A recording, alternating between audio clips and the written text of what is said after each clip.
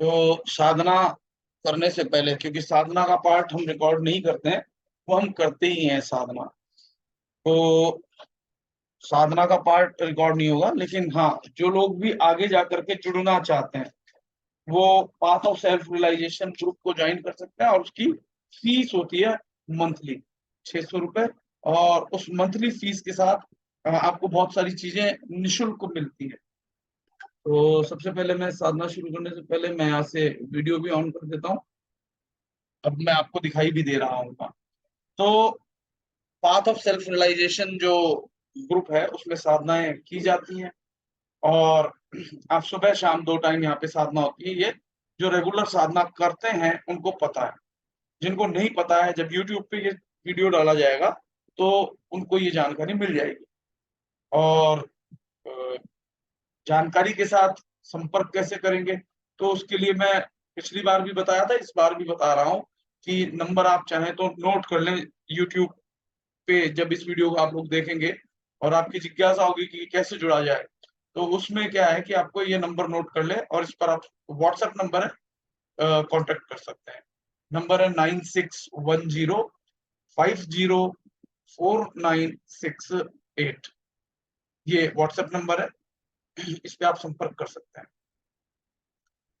तो जैसा कि आज जन्माष्टमी भी है, और ये जन्माष्टमी पर जो आज हम साधना करेंगे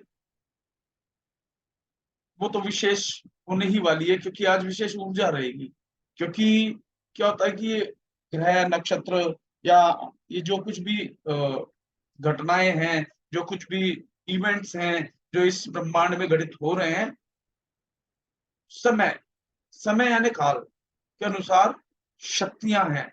जैसे जैसे आप काल और प्रकृति दोनों को जान जाओगे, जब तक नहीं जानते हैं तब तक ही दिक्कत है।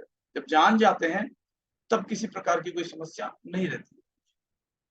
ज्ञान ही, क्योंकि परमात्मा ने स्वयं कहा है कि ज्ञानी तो साक्षात मेरा ही स्वरूप है। तो जब आप ज्ञान प्राप्त करते करते, वास्तविक ज्ञान एक होता है मायावी ज्ञान, जो होता है वो तो दिखाई नहीं देता, और जो दिखता है वो होता नहीं। उस ज्ञान की बात नहीं कर रहा हूँ, मायावी ज्ञान की नहीं, जो सत्य है। अब जैसे हम सतलोक सतलोक सुनते हैं, तो 3 लोक तो काल के हैं ही, लेकिन जो चौथा लोक है वो सतलोक है। लेकिन काल की विधियों से हमने उसको 7 लोक में परिवर्तित कर दिया, भूर्भुवः स्वः महाजन तपोर। और सतलोक वास्तव में जो है, जो चौथा लोक है, 3 गुणों से परे जो है, निर्गुण निराकार। और इस सगुण में ही जब वो निर्गुण अवस्था को आप जान जाते हो, इस सगुण, ये जो आपका साकार शरीर है, इसी साकार शरीर के भीतर एक निराकार नितत्व विदेही भी बैठा हुआ है। उस विदेही से जब आप कनेक्ट हो जाते हो, तब इस पूरी माया को समझ जाते हो, इस ज्ञान को समझ जाते हो कि वास्तव में माया है क्या। माया और काल दो चीजें। काल भी 3 भागों में बटा हुआ है, भूत भविष्य वर्तमान। और माया से भी 3 ही गुण जो है लगातार प्रवाहित हो रहे हैं, वो है सतोगुण रजोगुण तमोगुण। ये तीनों गुण ही आपको बांधते हैं, ठीक है ना। ये तीनों गुण ही आपको बांधते हैं, और 3 काल के वशीभूत होकर आपका ये जो स्थायी शरीर जो दिखाई देता है ना, ये स्थायी शरीर जो है, दिन दिन करते हुए एक एक समय से इसका भक्षण हो रहा है। इस शरीर का, ये शरीर धीरे धीरे अभाव जगत की ओर जा रहा है, मृत्यु की ओर जा रहा है, जिसका कि आपको पता ही नहीं होता। हमारा मन जो है, इस शरीर के भीतर निगरानी करने के लिए, सावधानी के लिए जो है मन उत्पन्न किया गया था। लेकिन इसने अपनी आत्मा से ही विद्रोह करके जो है, ये इस मांस चमड़ी और इसके विषयों में आसक्त होकर के सब कुछ भूल बैठा, और माया का संग करके जीवों को भरमा रहा। अब हम जब जान जाएंगे कि माया क्या है और काल क्या है, तो हमारा स्वतः ही इससे जो है मन हटने लगा। मन मतलब जो ये इच्छा रूपी माया है, चाहे वो सतोगुणी हो, तमोगुणी हो या रजोगुणी हो, ये तीनों से, इन तीनों गुणों से आप परे जाने की कोशिश करेंगे। 2 भाग है, आंखों तक त्रिपुटी है, यहां तक। अभी हम शुरुआत में मन को साध रहे हैं, ताकि ये मन हमें सहायता करे उस परमात्मा तक ले जाने की। यहाँ त्रिपुटी से ऊपर काल और माया का क्षेत्र है और नीचे जो है उसकी सृष्टि है ना। तीन तीन लोक मिले हुए हैं काल में, तो वो तीन लोक जो है, उस तीन लोक से ऊपर जो चौथा सतलोक है, वहां जाने के लिए इस मन को साधते हुए, इस मन को पवित्र मन, जो इसका वास्तविक कार्य था कि केवल विटनेस, माया को समझे और माया में लिप्त ना हो, इस आत्मा को इस माया का अनुभव होने दे, लेकिन हम अनुभव ना होकर के हम भूले बैठे हैं अपने आप को। तो जब हम इस त्रिकुटी से भी जब ऊपर जाएंगे, यानी त्रिकुटी यानी यहाँ त्रिकुटी तक, तो जो भूमध्य है यहाँ तक, भूमध्य से ऊपर यहाँ जब हमारा ध्यान जाने लगेगा धीरे धीरे, और होता क्या है, जैसे कि काल क्या करता है, जैसे माया क्या है, पर्दा डाल देती है। अब पर्दा डाल देने से जो पर्दे के पीछे है वो नहीं दिखाई देता, और पर्दे के पीछे अदृश्य रूप से जो मन है वो भी निराकार स्वरूप में आकर के पीछे, जैसे मान लो कोई चिड़िया है, कोई पक्षी है, तो पक्षियों को अगर वैसे तो पक्षी कोई विपरीत आवाज सुनेगा तो डर के उड़ जाएगा कि नहीं उड़ जाएगा, लेकिन वो मन पीछे बैठ करके पक्षी की ही आवाज निकाल करके, तो उस पक्षी को क्या लगेगा, ये तो अपना ही कोई सजाती है, वो पक्षी धीरे धीरे वहां चला जाएगा और काल उसको क्या करेगा, पकड़ लेगा और निकल जाएगा। तो यहाँ पर भी जो है कई प्रकार के नाद आपको सुनाई देंगे, लेकिन अटकना नहीं है, इसीलिए मैं बोलता हूँ अटकना नहीं है, इससे आगे चलना। और धीरे धीरे अभी तक जो हम यहाँ तक ध्यान करते हैं ना, धीरे धीरे इस ध्यान को, जब यहाँ पे ध्यान गहरा हो जाए, ध्वनि आए, तो हमको और धीरे धीरे ऊपर उठना है, यहाँ इस तरह, मतलब ये भ्रूमध्य से थोड़ा सा ऊपर उठना है यहाँ इस तरह, और यहाँ ध्यान टिकाए रखना है। और जो कुछ भी हो आपको बस चलते चले जाना है, चलते चले जाना है, चलते चले जाना है। फिर रूहानी मंडल आएंगे, मंडल, और जब अखंड मंडलाकारम, जो अखंड आएगा, देखो मंडल जो है कई प्रकार हैं, खंडित मंडल जो बार बार बन रहे हैं, बिगड़ रहे हैं, बन रहे हैं, बिगड़ रहे हैं, देह बन रही है, तीन गुणों से हम प्रभावित होकर के जो है बार बार पुनरपि जन्म पुनरपि मरणम की स्थिति में दौड़ रहे हैं। लेकिन जब हम अखंड मंडलाकारम, जो गुरु है, जो अखंड है, सतत है, you have joined the audio, you haven't joined the audio, एक सेकेंड, हाँ तो कोई बात नहीं, मुझे इसमें ज्वाइन आवाज आ रही है सभी को, तो ऐसे कर दें, चलिए। तो अखंड मंडलाकारम, जो मंडल बने हुए हैं, रूहानी मंडल जो अखंड है, जहां मृत्यु यानी काल की पहुंच नहीं है, उस चौथे लोक में हमको जाना है। तीन लोक जो हैं वो काल के हैं, माया के हैं, इन तीन लोक से ऊपर उठना है। देखो आपको वेदों में जो है ना, सकाम भक्ति, साकार भक्ति बहुत बताई गई है, लेकिन उसमें जो छिपे हुए विदेह की भी भक्तियां बताई गई हैं, विदेही ज्ञान का भी बताया गया है, लेकिन उसके ऊपर जो है पर्दा है। इस वजह से हम धूप बत्ती, अगरबत्ती, साकार मूर्तियों की भक्ति आदि आदि करते हैं। शुरुआती दौर तक तो ठीक है, जानने समझने के लिए ठीक है, लेकिन जैसे जैसे आप ऊपर उठोगे आपको पता चलेगा कि भक्ति तो आपको आपके भीतर परमात्मा है उसकी करनी है, माया की भक्ति करनी ही नहीं है। जो माया उस परमात्मा द्वारा रचित, उस परमात्मा द्वारा जो मन रचित है, सब कुछ की सृष्टि करने वाला सृजनहार, तो वो परमात्मा है, निर्गुण निराकार ज्योतिर्मय जो है वो है, लेकिन हम भूले बैठे हैं। और जो मायावी दुनिया अब काल और माया के द्वारा जो रचित की गई है, तीन लोक, ये तीन लोक से भ्रमित होकर के हम बार बार जन्म और मरण में फंसे। ये मन क्या करता है, शरीर मांस आदि में आसक्त है। अब देख लो, मन जो है शरीर मांस पदार्थ आदि में ही आसक्त, ध्यान से देखोगे तो आपको पता चलेगा, जो आकार है, जो शरीर है, जो मांस है, जो मज्जा है, इन चीजों में ही आ सकते हैं। इससे परे जो निर्गुण है, निराकार है, उसकी और कभी ध्यान जाता ही नहीं। जो निर्गुण निराकार ज्योतिर्मय है वो इस शरीर के भीतर भी है, और शरीर के बाहर तो है ही। परंतु वो दिखाई नहीं देता। लेकिन हाँ, आप उसको देख सकते हो, अपने भीतर देख सकते हो। बाहर तो, क्योंकि बाहर जो आप देख रहे हो वो चर्म चक्षुओं से देख रहे हो, मायावी नेत्रों से देख रहे हो। मायावी नेत्रों से बाहर आपको दिख नहीं सकता जबकि आप भीतर नहीं देख पाओ जब तक। कहते हैं ना कि जिनको दर्शन इत नहीं, उनको दर्शन नहीं उत। यानी जैसे तीर्थों में लोग जाते हैं, तो अगर आप यहाँ बैठ करके अपने भीतर के तीर्थ स्थान, भीतर के मानसरोवर में स्नान नहीं कर पाते हो, तो वास्तविक मानसरोवर जो दिखाई देती है, जो इन चर्म चक्षुओं से दिखाई देती है, उनको वहां भी दर्शन नहीं होंगे। जिनको दर्शन इत नहीं, उनको दर्शन नहीं उत। और जिनको दर्शन इत है, उनको दर्शन इत और उत, उनको वहां भी दर्शन होता है और यहाँ भी दर्शन होता है।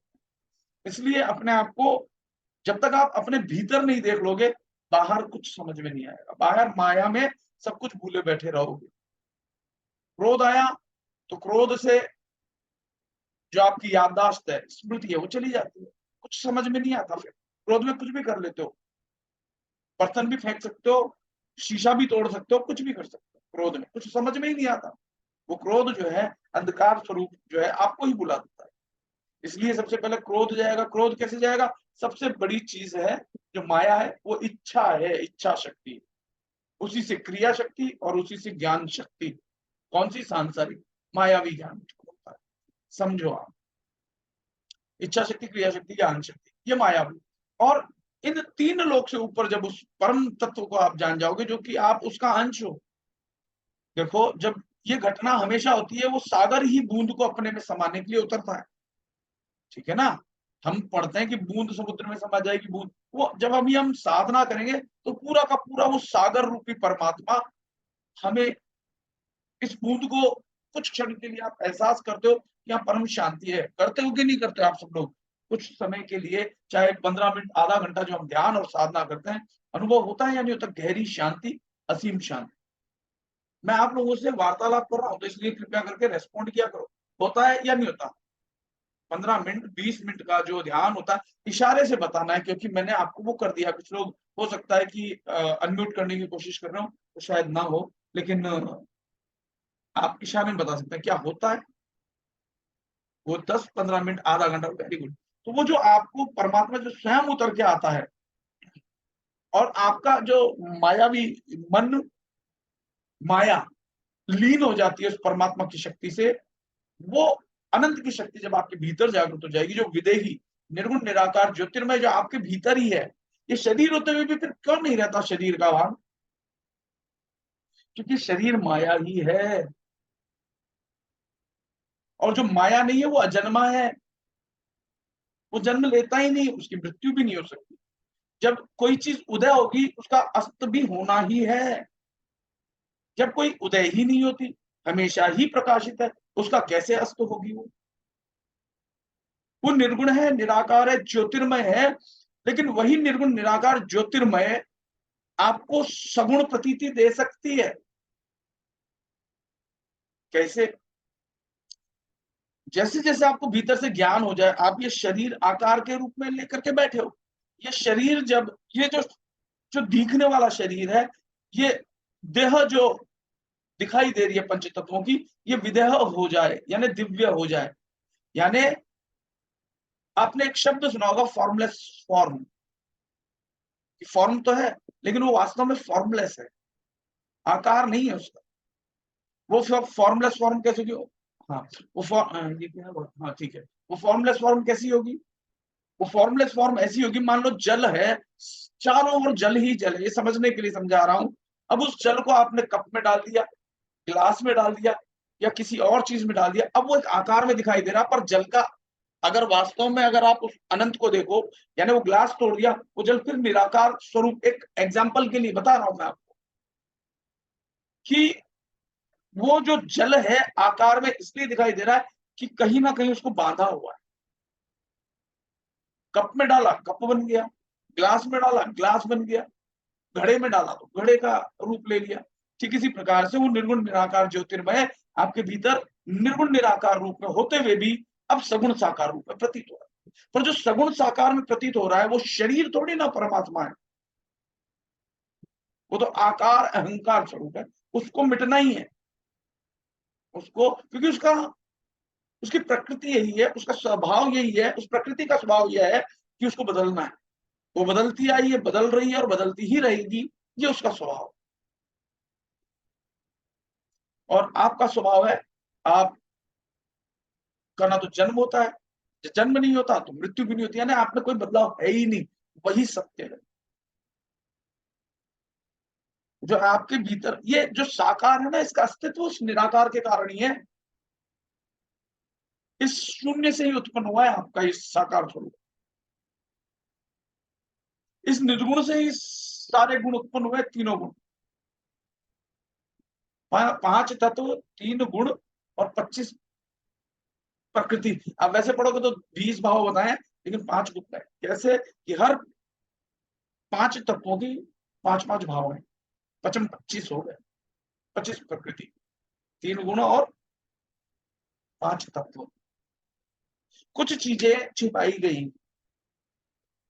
और पूरी तरह से तो मैं उसको तब आपको बताऊंगा जब भीतर से कुछ चेतना और जागृति हो जाए, आपका तप बढ़ जाए, आप उसके योग्य हो जाओ, एलिजिबल हो जाओ, तब बताऊंगा। क्योंकि बिना एलिजिबिलिटी के अगर आप वो चीज अभी दे दी,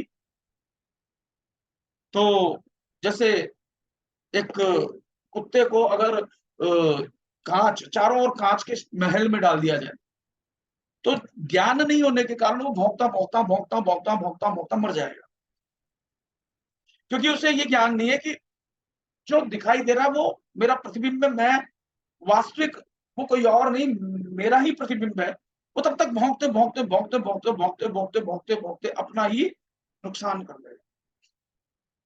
जिस प्रकार से एक शेर को कुएं में अपनी शक्ल दिखाई देती है और वो कूद करके डूब करके खुद ही मर जाता है, तब तक सच्चाई का ज्ञान पूरी स्पष्टता से नहीं दिया जा सकता जब तक कि आपका अभ्यास, आपका तप ना बढ़ जाए, तब तक। जिस प्रकार से एक बंदर जो है एक घड़े में हाथ डाल देता है और जब वो चने पकड़ता है तो उसकी मुट्ठी बढ़ जाने के कारण अब वो हाथ बाहर नहीं निकलता, तो वो सोचता है कि मुझे किसी ने पकड़ लिया। उसको ये ज्ञान नहीं है कि बस छोड़ देना है, बाहर निकल जाएगा हाथ। जिस प्रकार से एक तोते को 2 बांस के ऊपर एक ऐसा कुछ सूत बांधा जाता है जिसपे वो बैठता है, नीचे पानी रख दिया जाता है और उसपे कुछ मिर्ची, कुछ टमाटर लटका दिए जाते हैं, मायावी चीजें लटका दी जाती हैं, वो उसको खाने के लिए आता है। अब होता क्या है, क्योंकि वो जैसे ही बैठता है तो वो उलट जाता है। अब वो उसको पकड़े रहता है, छोड़ता क्यों नहीं है, क्योंकि उसे लगता है मैं गिर जाऊंगा और डूब जाऊंगा। उसे अपने भीतर की शक्ति का एहसास ही नहीं है कि जैसे ही वो छोड़ेगा उसके पास पंख है, वो उड़ सकता है। वो भूला बैठा है, बस यही कारण है। जिस प्रकार से पहाड़ों पे, उन पहाड़ों पे स्फटिक शिला आप जानते होंगे, उसमें हाथी को अपना प्रतिबिंब दिखाई देता है, तो वो टक्कर मार मार के टक्कर मार मार के टक्कर मार मार के अपने आप को खत्म कर देता है। ठीक हमारे साथ ऐसा ही हो रहा है। हम वास्तविकता और सत्य को नहीं जानते, इसीलिए हम, और काल जो है धोखा कर गया परमात्मा से, वो प्रकृति के साथ, उस माया के साथ एक हो गया। उसको सिर्फ, जैसे एक चौकीदार होता है ना, चौकीदार का काम है निगरानी रखना, जो कुछ सब है उसको ठीक रखना। उसने अपने आत्मा का साथ छोड़ के, मित्रता छोड़ करके माया का साथ देना शुरू कर। और इसी मन को जब हम वापस साधते हैं, जब ये अपने वास्तविक स्वरूप में आता है, जब उसको ये ध्यान आता है कि मैं तो ये गलत कर रहा हूं, तब वो मन आत्मा के साथ हो जाता है और उसको परमात्मा की ओर आप जाना शुरू कर जाता है। तो तब तक पूरा सच्चा ज्ञान नहीं बताया जा सकता, क्योंकि कई लोग बहुत ज्यादा कंफ्यूज हो जाते हैं, इतने ज्यादा कंफ्यूज हो जाते हैं कि, क्योंकि माया और काल बड़े प्रबल हैं, 3 लोक में फंसे हुए हो। आपको वेद पुराण में भी मायावी तरीके से उलझाया गया है।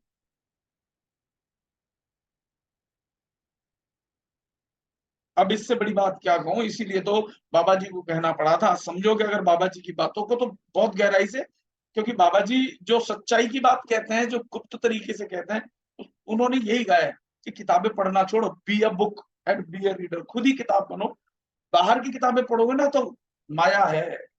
बाबा जी कहते हैं मैं बहुत सारी किताबें खरीद के लाता था, लेकिन मैंने मुश्किल से 2 या 4 पन्ने पढ़ोगे, उसके बाद मैंने पढ़ा नहीं। लेकिन जो कुछ भी ज्ञान वेदों में, पुराणों में, वो उनको भीतर से ज्ञान हो गया। क्यों हो गया? क्योंकि आपके भीतर भी वो B a book be a reader, ये जितनी भी किताबें लिखी गई है ना, ये भीतर उतरने के बाद ही लोगों ने अपने अपने अनुभव लिखे हैं, चाहे वो वेदों में हो, चाहे वो पुराणों में, या चाहे कोई आज फिल्म, कथा, कहानी जो कुछ भी बन रही है, वो भीतर जाने के बाद जो अनुभव है वही लिखे गए हैं। क्योंकि जब कागज ही नहीं होते थे तब लिखते किस पे? क्योंकि एक समय था जब कागज ही नहीं हुआ करते थे, एक समय था जब फोटोग्राफी नहीं होती थी, चित्र ही नहीं हुआ करते थे, तब पहाड़ों पे उरेक करके मूर्ति बना करके अपने जो है सांकेतिक भाषा को अभिव्यक्त किया करते थे। जब पहले कुछ भी नहीं था, तो वो जो कुछ भी नहीं है वो स्वयं तो था। उस कुछ भी नहीं से, उस शून्य से ही तो कुछ उत्पन्न हुआ, और उस कुछ से ही सब कुछ उत्पन्न हो गया। उस कुछ नहीं को जानने के लिए ही ये इतनी प्रपंच है, और जो ये प्रपंच हैं, इन प्रपंचों से अब हमें ऊपर ऊपर से, मतलब ऐसा कोई नहीं कि डायरेक्शन करके कोई ऐसी चीज है, ये सांकेतिक है, ऊपर नीचे दाएं बाएं। जब कोई निर्गुण निराकार है तो कहाँ ऊपर कहाँ नीचे, कहाँ दाएं कहाँ बाएं, कुछ है ही नहीं। और जो कुछ जो है ही नहीं वही सब कुछ है, परम प्रकाश है, परम आनंद है। वहां अखंड मंडलाकारम है, उसका आकार कैसा है? अखंड है वो आकार, उसका अखंड मंडल आकारम। अब जो खत्म ही नहीं होता, उसके आकार को आप कैसे जान सकते हो बताओ? वो निर्गुण हुआ कि नहीं हुआ? मैं कह रहा हूं अखंड है, टूटता ही नहीं। भाई अगर मैं कप बनाऊं तो उसका एक सीमा है, सीमा है कि नहीं है? भाई जो अखंड, जो खंडित, जो सीमा है वो कहीं ना कहीं खंडित हो गया। इसीलिए वो गुरु जो है वो अखंड मंडलाकार है, वो खंडित नहीं होता, उसका कोई आकार नहीं है। आकार होते हुए भी अखंड कैसे होगा? अब चलते चले जाओ, चलते चले जाओ, चलते चले जाओ, चलते चले जाओ, चलते चले जाओ, चलते चले जाओ, उसका अंत ही नहीं आ रहा, तो वो निराकार हुआ कि नहीं? फॉर्म तो है लेकिन फॉर्मलेस है। क्या आप मेरी बात को समझ पा रहे हो? इशारा कर सकते हो आपसे, ऐसे करोगे तो समझ पा रहे हो? नहीं समझ पा रहे हो? तो जो अखंड है, अखंड मंडलाकारम व्याप्तम येन चराचरम, वो चर और अचर में जो अखंड है, अखंड का मतलब होता है निराकार, अखंड मंडलाकारम, वो आकार जो कि खत्म ही नहीं होता, वो हो गई फॉर्मलेस फॉर्म। व्याप्तम येन चराचरम, जो खंडित है ना आकार वाले, नदी, पहाड़, मूर्ति, शरीर, सब उसके अंदर है। अखंड मंडल आकार, आकार, सभी आकार उस अखंड मंडल आकार में है। व्याप्तम येन चराचरम, जो सब जगह व्याप्त है। चैतन्य है शाश्वतम, शाश्वत का मतलब होता है जिसका भी अंत नहीं होता। आपने गुरु स्तुति तो करते हो लेकिन कभी समझा ही नहीं, समझाएगा कौन? कोई ऐसा तत्वदर्शी संत जिसको ज्ञान हो गया वही समझा सकता है, जिसको ज्ञान नहीं है, भाई जिसको ज्ञान नहीं हो कैसे समझाए? तो चैतन्य है शाश्वतम शांतम व्योम अतीतम, व्योम से अतीत, व्योमातीतम, चैतन्य है शाश्वतम शांतम व्योमातीतम, जो व्योम से परम अतीत है, अंधकार से। ऐसे गुरु, उस गुरु की बात की जाती है यहाँ, शारीरिक देहिक गुरु की नहीं। देह तो गुरु की भी मर जाएगी, जो आप संसारिक गुरु को देखते हो सुनते हो वो भी बीमार पड़ता है, वो भी माया से प्रेरित होकर के अच्छा और बुरा करता है। लेकिन जो उस परम माया से दूर हो जाता है, उस जो इस देह के दिखने पर भी विदेही होता है, जो अखंड मंडलाकारम बन जाता है, दिख रही है देह परंतु वो उस देह से परे होते हुए, नमस्कार भैया, आई एम गोइंग आउट, ठीक है, तो आप उस अखंड मंडलाकार को जानने की कोशिश करो।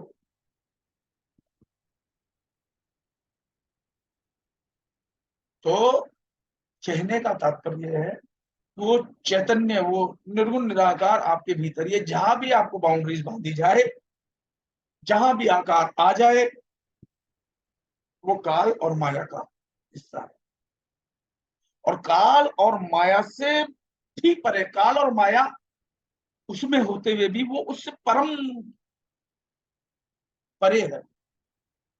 तीनों गुणों से अतीत जो है वो वो है परमात्मा, जो कि शरीर रूप में भी दिख सकता है। अगर आपके भीतर जागृत कर लो आप, तो इस शरीर के होते हुए भी, इस शरीर के भीतर आप जागृत हो गए, आप अपने उस मूल स्वरूप में जैसे ही मिल गए, तो उस निर्गुण निराकार आपके साकार के भीतर वो निर्गुण निराकार जागृत हो गया। वही परमात्मा है, वही चैतन्य है। लेकिन उस निर्गुण निराकार को, जिसको आपने देखा नहीं, जाना नहीं, समझा नहीं, उसको कैसे जानोगे? वो बड़ा कठिन है। इसलिए सांकेतिक रूप में शुरुआत में आपको देह, रूप, रंग, चित्रण किया जाता है। सीमित से असीमित की ओर ले जाया जा सकता है। असीमित से असीमित को कैसे समझोगे आप? अपनी आंख से अपनी आंखों को कैसे जानो? उसको जानने के लिए आपको एक कांच चाहिए, दूसरा चाहिए। तो माया के माध्यम से ही हम अनुभव कर रहे हैं, लेकिन अब हम माया में ही लिप्त हो जाए, उस कांच में किसी को देख करके सोचे दूसरा है, ये ना जाने कि ये मेरा प्रतिबिंब है, तो भौंक भौंक के मर जाए तो किसका क्या जा रहा है? हर बार जितनी बार आओगे, प्रतिबिंब को देख करके भौंक भौंक करके अगर मर जाते हो, तो माया और काल के वश में होकर के मर जाते हो, तो इसमें किसी का क्या दोष है? अपना ज्ञान दूर करने के लिए अपनी आत्मा का अपने आत्मा से ही कल्याण किया जा सकता है। अब आप अपने आप को अपने से नहीं जान पा रहे थे, इसीलिए तो माया में आए हो कि माया के माध्यम से जानो। लेकिन हम माया में खो जाते हैं, फिर अपने आप को जानना भी भूल जाते हैं। समस्या यहाँ है। समस्या यहाँ है कि तीर्थ का महत्व तब है जब तीर्थ करने वाले वहां आए, नहीं तो तीर्थ का क्या महत्व है? तो तीर्थ से महत्वपूर्ण कौन हुआ? तीर्थ करने वाला। मंदिर का तब महत्व है जब दर्शनार्थी आए मंदिर के दर्शन करने, नहीं तो मंदिर का क्या महत्व है? राम शब्द जो है, उससे महत्व ज्यादा राम के नाम का है, क्योंकि वो राम के नाम से, राम शब्द जानते ही आपको राम के भीतर के गुण समझ में आते हैं। और उस गुणों को समझते समझते अगर आप उस निर्गुण को समझ जाओ, जो सब गुणों को उत्पन्न करने के बावजूद भी उससे परे रहता है, तो आप राम को जान पाओगे। नहीं तो झूठे राम को जानते रहो। जिस मूर्ति को आपने ही बना दिया और उसी मूर्ति को पूज करके आप सोचते हो कि मैंने भगवान को जीत लिया, कैसे संभव है? जिस मूर्ति पे आप पैर रख करके, चढ़ करके, ठोक ठोक करके बना रहे थे, उसी मूर्ति को पूज करके आप सोचते हो कि आप श्रेष्ठ पुजारी हो, तो बने रहो अपने मन में। जिसने आपके शरीर को बनाया, जो रचेता है सबका, जिसने खंड ब्रह्मांड बनाए, जिसने काल माया को भी बनाया, मैं उस अखंड मंडलाकारम फॉर्मलेस फॉर्म के लिए कह रहा हूं। नहीं तो आप संसार में जाओगे तो बस यही कहेंगे। यद्यपि हमें दिखता है कि संसार चक्र कोई चला रहा है, नरेंद्र मोदी जी अभी राजा हैं, वो चला रहा है। एक शक्ति है जो सब कुछ करवा रही है, सभी से करवा रही है। आप देखो ना, पुराने वीडियोस देखोगे तो जब वो आधार कार्ड आया था तो मोदी जी ने विरोध किया था, और जैसे ही वो सत्ता में आए उन्होंने कर दिया। तो करवा तो कोई और रहा है, लगता है हमें कि शायद ये नेता अच्छा, ये नेता बुरा। अरे नहीं भाई, ऐसा नहीं है। एक और शक्ति है जो सब कुछ करवा रही है, उससे ऊपर एक और शक्ति है। सब कुछ उस शक्ति से हो रहा है, पर हमें लगता है हम किसको कहते हैं करने वाला को? नरेंद्र मोदी, वो नेहरू जी, वो फलाने जी, वो दिमागी जी। हम फिर वही शरीर पे आ जाते, तो शरीर तो मिट गया, वो तो गया, उसने क्या किया? लगता तो ऐसा है कि उसने किया, परंतु वास्तव में तो एक शक्ति है। आप कुछ नहीं कर सकते। अगर शरीर को आप मैं मानते हो, आप कुछ नहीं कर सकते, एक सांस तक नहीं दे सकते। यानी कोई और है जो कर रहा है। पूरी पिक्चर बन जाती है, उसमें सभी हीरो हीरोइनों को हम देखते हैं नाचते कूदते हुए, पीछे एक है जो उनको नचा रहा है, कुदा रहा है, एक खेल चल रहा है। हम उसको नहीं जान पाते, और बस उन हीरो हीरोइनों के दास बन जाते हैं। ये मेरा फेवरेट हीरो, ये बेस्ट एक्टर, ये बेस्ट वो। अरे उस बेस्ट एक्टर को पीछे से कराने वाला कोई एक और है व्यक्ति। यहाँ व्यक्ति इसलिए बोल रहा हूँ क्योंकि इस रंगमंच से मैं समझाना चाह रहा हूँ। परंतु जो वास्तविक ये संसार चल रहा है इसको हम जान ही नहीं पा रहे। सब कुछ बन करके बिगड़ रहा है, बन करके बिगड़ रहा है, बस यही प्रक्रिया चल रही है। उस प्रक्रिया में मन यानी काल और माया यानी प्रकृति, जो आपकी आकृति नहीं है, जो दूसरी आकृति है। आपका स्वयं का स्वरूप क्या है? वो आकृति ही नहीं है उसमें, वो स्वीकृति है। अपने आप को स्वीकार कर लिया आपने भीतर से, तो स्वीकृति ही स्वभाव बन जाएगा। अभी आप प्रभाववश, प्रभाव कहते हैं उसको, प्रभाव, दूसरे के प्रभाव से सब कुछ कर रहे हो और आपको लगता है मैंने ये किया, मैंने वो किया। नहीं भाई, आप प्रभाव में हो, कोई दूसरा चला रहा है, तुमको कोई और मार रहा है और आप शंख मात्र हो, शंख मात्र हो। अभी आप दूसरी जगह जाओगे, गीता दूसरी जगह पाठ सुनोगे, फिर शंख बजेगा। अरे आप अपने भीतर से जुड़ना, मैं भी बोल रहा हूँ, मेरी बात को मत मानना, जो मैं बात कह रहा हूं अपने भीतर जाना, भीतर स्वयं से पूछना क्या सत्य है, क्या असत्य है। आपका जो रियल सेल्फ है, जब तक आप अपने रियल सेल्फ तक नहीं पहुंचोगे, डिसीजन लेना मुश्किल होगा। जब तक आपका सफर ही 3 लोकों तक है, माया तक है, कैसे जानोगे? क्योंकि एक पर्दा डाला हुआ है, उस पर्दे के पार आप देख ही नहीं पा रहे हो। और उसी अभ्यास को मैं करा रहा हूं, आप करो। फिर आपके भीतर आपके सच्चे सदगुरु जब जागृत हो जाएंगे, वो सच्चे सदगुरु भगवान ही है, वही आपको गाइड करते हैं और वो फिर आपको अपने आत्मसात कर देगा। प्रयास तो आपको करना ही होगा। तो भटको मत, चलते चलो, चलते चलो। सिर्फ सिंपल सी एक चीज को बिठा लो। आप एक चीज को जैसे ही त्याग लिया ना आपने, सत्य आपके सामने प्रकट होना धीरे धीरे शुरू होता है। बताऊं क्या है वो एक चीज? क्या कोई बता पाएगा? अगर बताना चाहे तो ऐसे हाथ हैंड रेस करे, पीला वाला जो बटन वाला है, क्योंकि एक साथ सब लोग मुझे दिख नहीं रहे। पीला वाला बटन हैंड रेस करने का कोई चाहे, कोई बता सकता है कि एक चीज छोड़ते ही आपको ज्ञान होना शुरू हो जाएगा? आप ओके, प्रतिभा जी बताना चाहते हैं तो मैं उनको एक कुछ समय के लिए वो करता हूँ, अनम्यूट करने की परमिशन देता हूँ। हाँ करो आप अनम्यूट। आवाज नहीं आ रही है लेकिन आपकी, आपने, हाँ ये स्पीकर हटा ही दो या तो, क्योंकि ये शायद सुनने का ही है, माइक्रोफोन इसका इतना काम करता नहीं है। या तो इसको आपको ब्लूटूथ से 1 सेकंड हटाना होगा, कहना चाहते हो तो, नहीं तो कोई हाँ, आपका हैंड रेज है। प्रतिभा जी आपकी आवाज नहीं आ रही, इसलिए मैं वापस आपको म्यूट कर रहा हूँ और मैं राकेश जी के पास जाता हूँ। एक बार राकेश जी को मैं वो करता हूँ, क्या कहते हैं, परमिट करता हूँ कि वो बताएं। 1 मिनट। हाँ राकेश जी, मैंने आपको परमिट किया, आप बोल सकते हो। नमः शिवाय। नमः शिवाय। मेरे मन में तो 2 शब्द आए हैं, जो आपने पूछा ना उसके जवाब में हृदय से 2 शब्द ही प्रकट हुए। जो किसी भी सगुण हो या निर्गुण हो, कोई सा भी भक्त हो, कोई से भी मार्ग का भक्त हो, उसके काम आने वाली चीज है वासुदेव सर्वत्र। क्या चीज?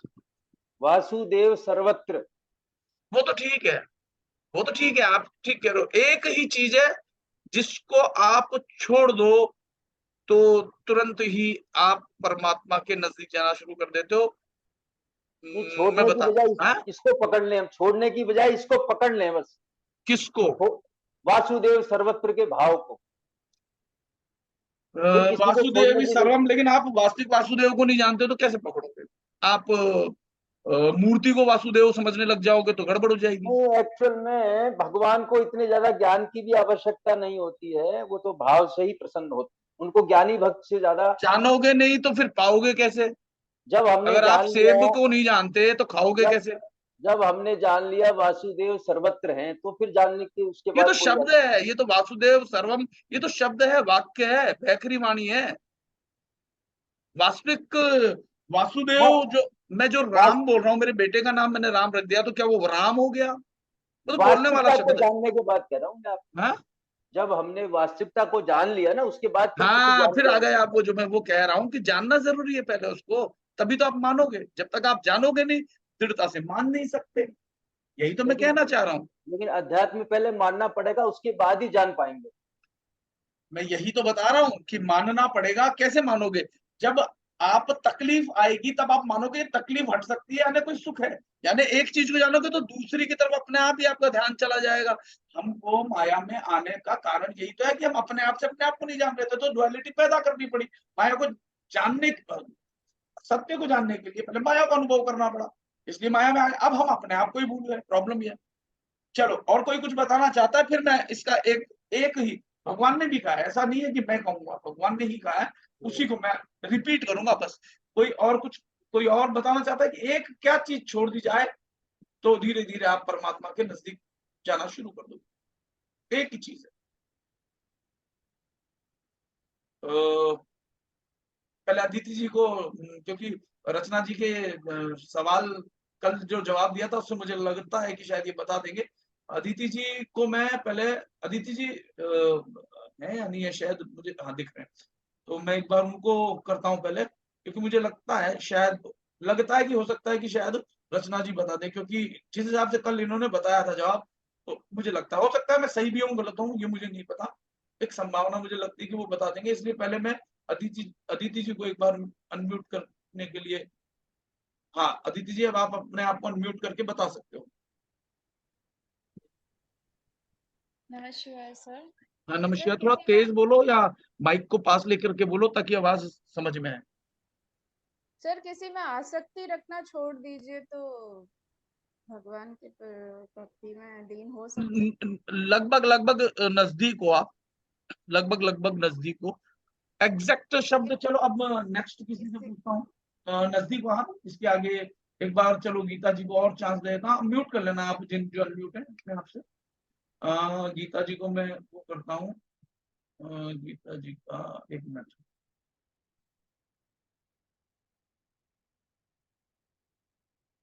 दिक्कत तो नहीं है?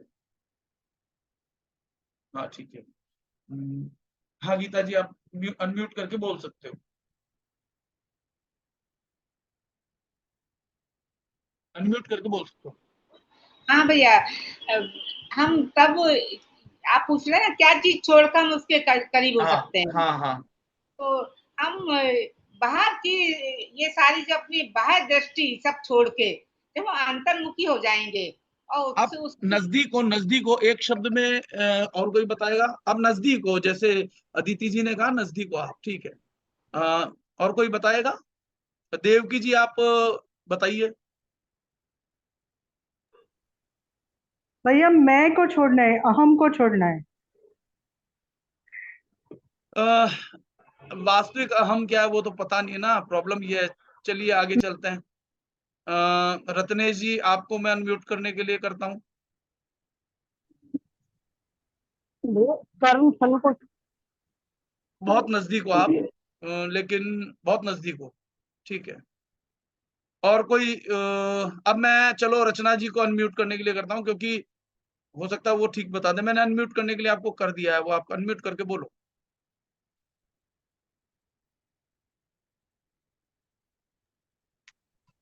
भैया अहंकार सहज सरल होना पड़ेगा, वो तब सब तो मिलेंगे भगवान। आसक्ति, आसक्ति, ठीक है। नजदीक हो, अब मैं बता देता हूँ, चलो जितना मैं म्यूट कर देता हूँ वापस से। देखो, एक ही चीज को छोड़ना है। मैंने बताया ना कि त्रिपुरा सुंदरी क्या है, गायत्री क्या है।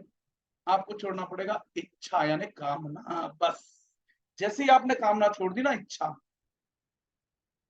आप धीरे धीरे अपने आप उस परमात्मा के पास पहुंच जाओगे। इच्छा ही है जो आपको फंसाती है संसार में।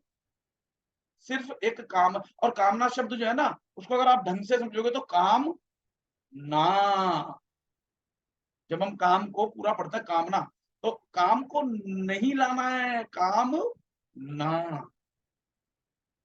एक चीज को पकड़ लो आप, तो कर्मफल से त्याग अपने आप हो जाएगा, आसक्ति से अपने आप त्याग हो जाएगा, अपेक्षाओं से अपने आप त्याग हो जाएगा, क्रोध से अपने आप त्याग हो जाएगा, लोभ से त्याग हो जाएगा। जब इच्छा ही नहीं है तो मुझे ये चाहिए, तो ना तो मोह उत्पन्न होगा कि मेरे पास और आ जाए, और बढ़ जाए, अब ये मेरे पास आ गया, मेरे से छूटे ना, ये सब इच्छाएं चली जाएंगी।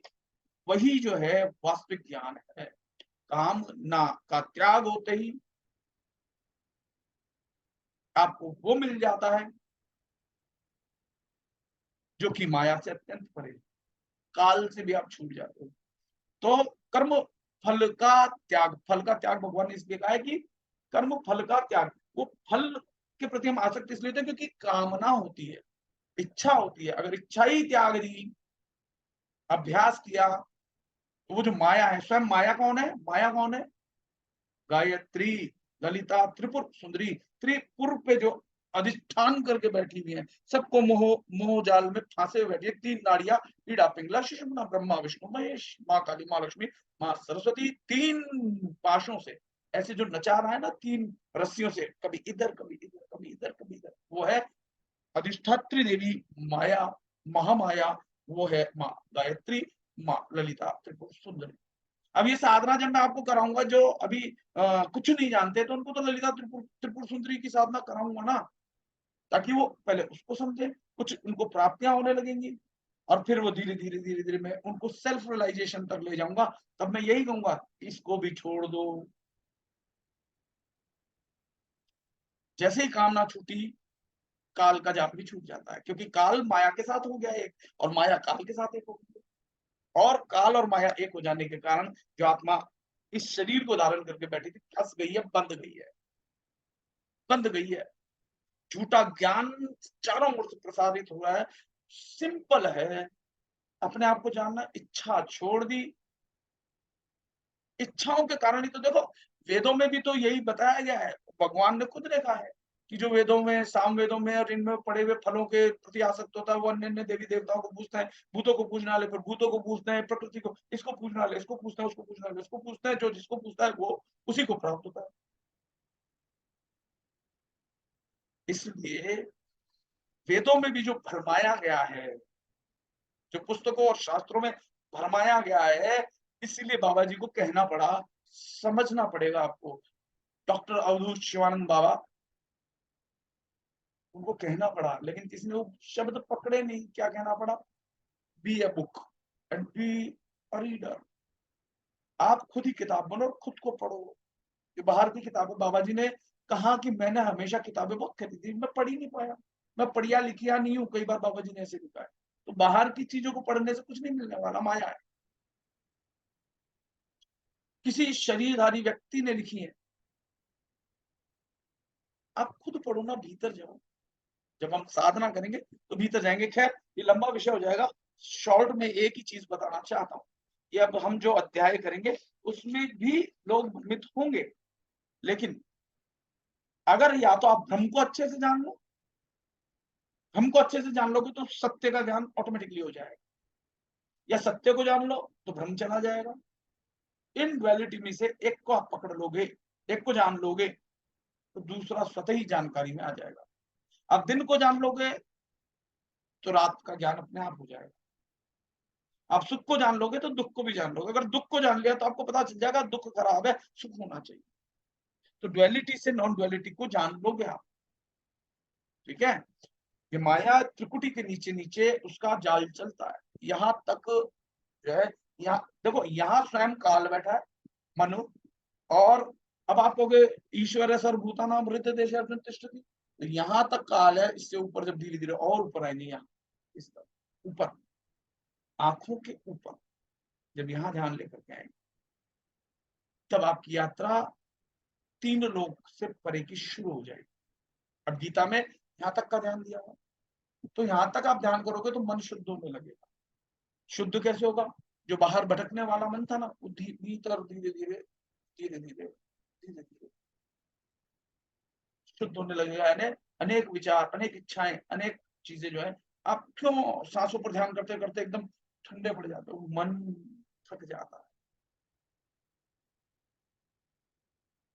सांस लेने में भी तकलीफ होने लगती है। ये सांस है तो 3 लोग चल रहे हैं, सांस रुकी खत्म। लेकिन वो सूक्ष्म मन जो है वो फिर ले जाता है दूसरी देह, फिर तीसरी देह। मन षष्ठानि इंद्रियाणि प्रकृति स्थानी कृष्टि, प्रकृति पराई आकृति की ओर ले जाता है। पराई आकृति क्या है?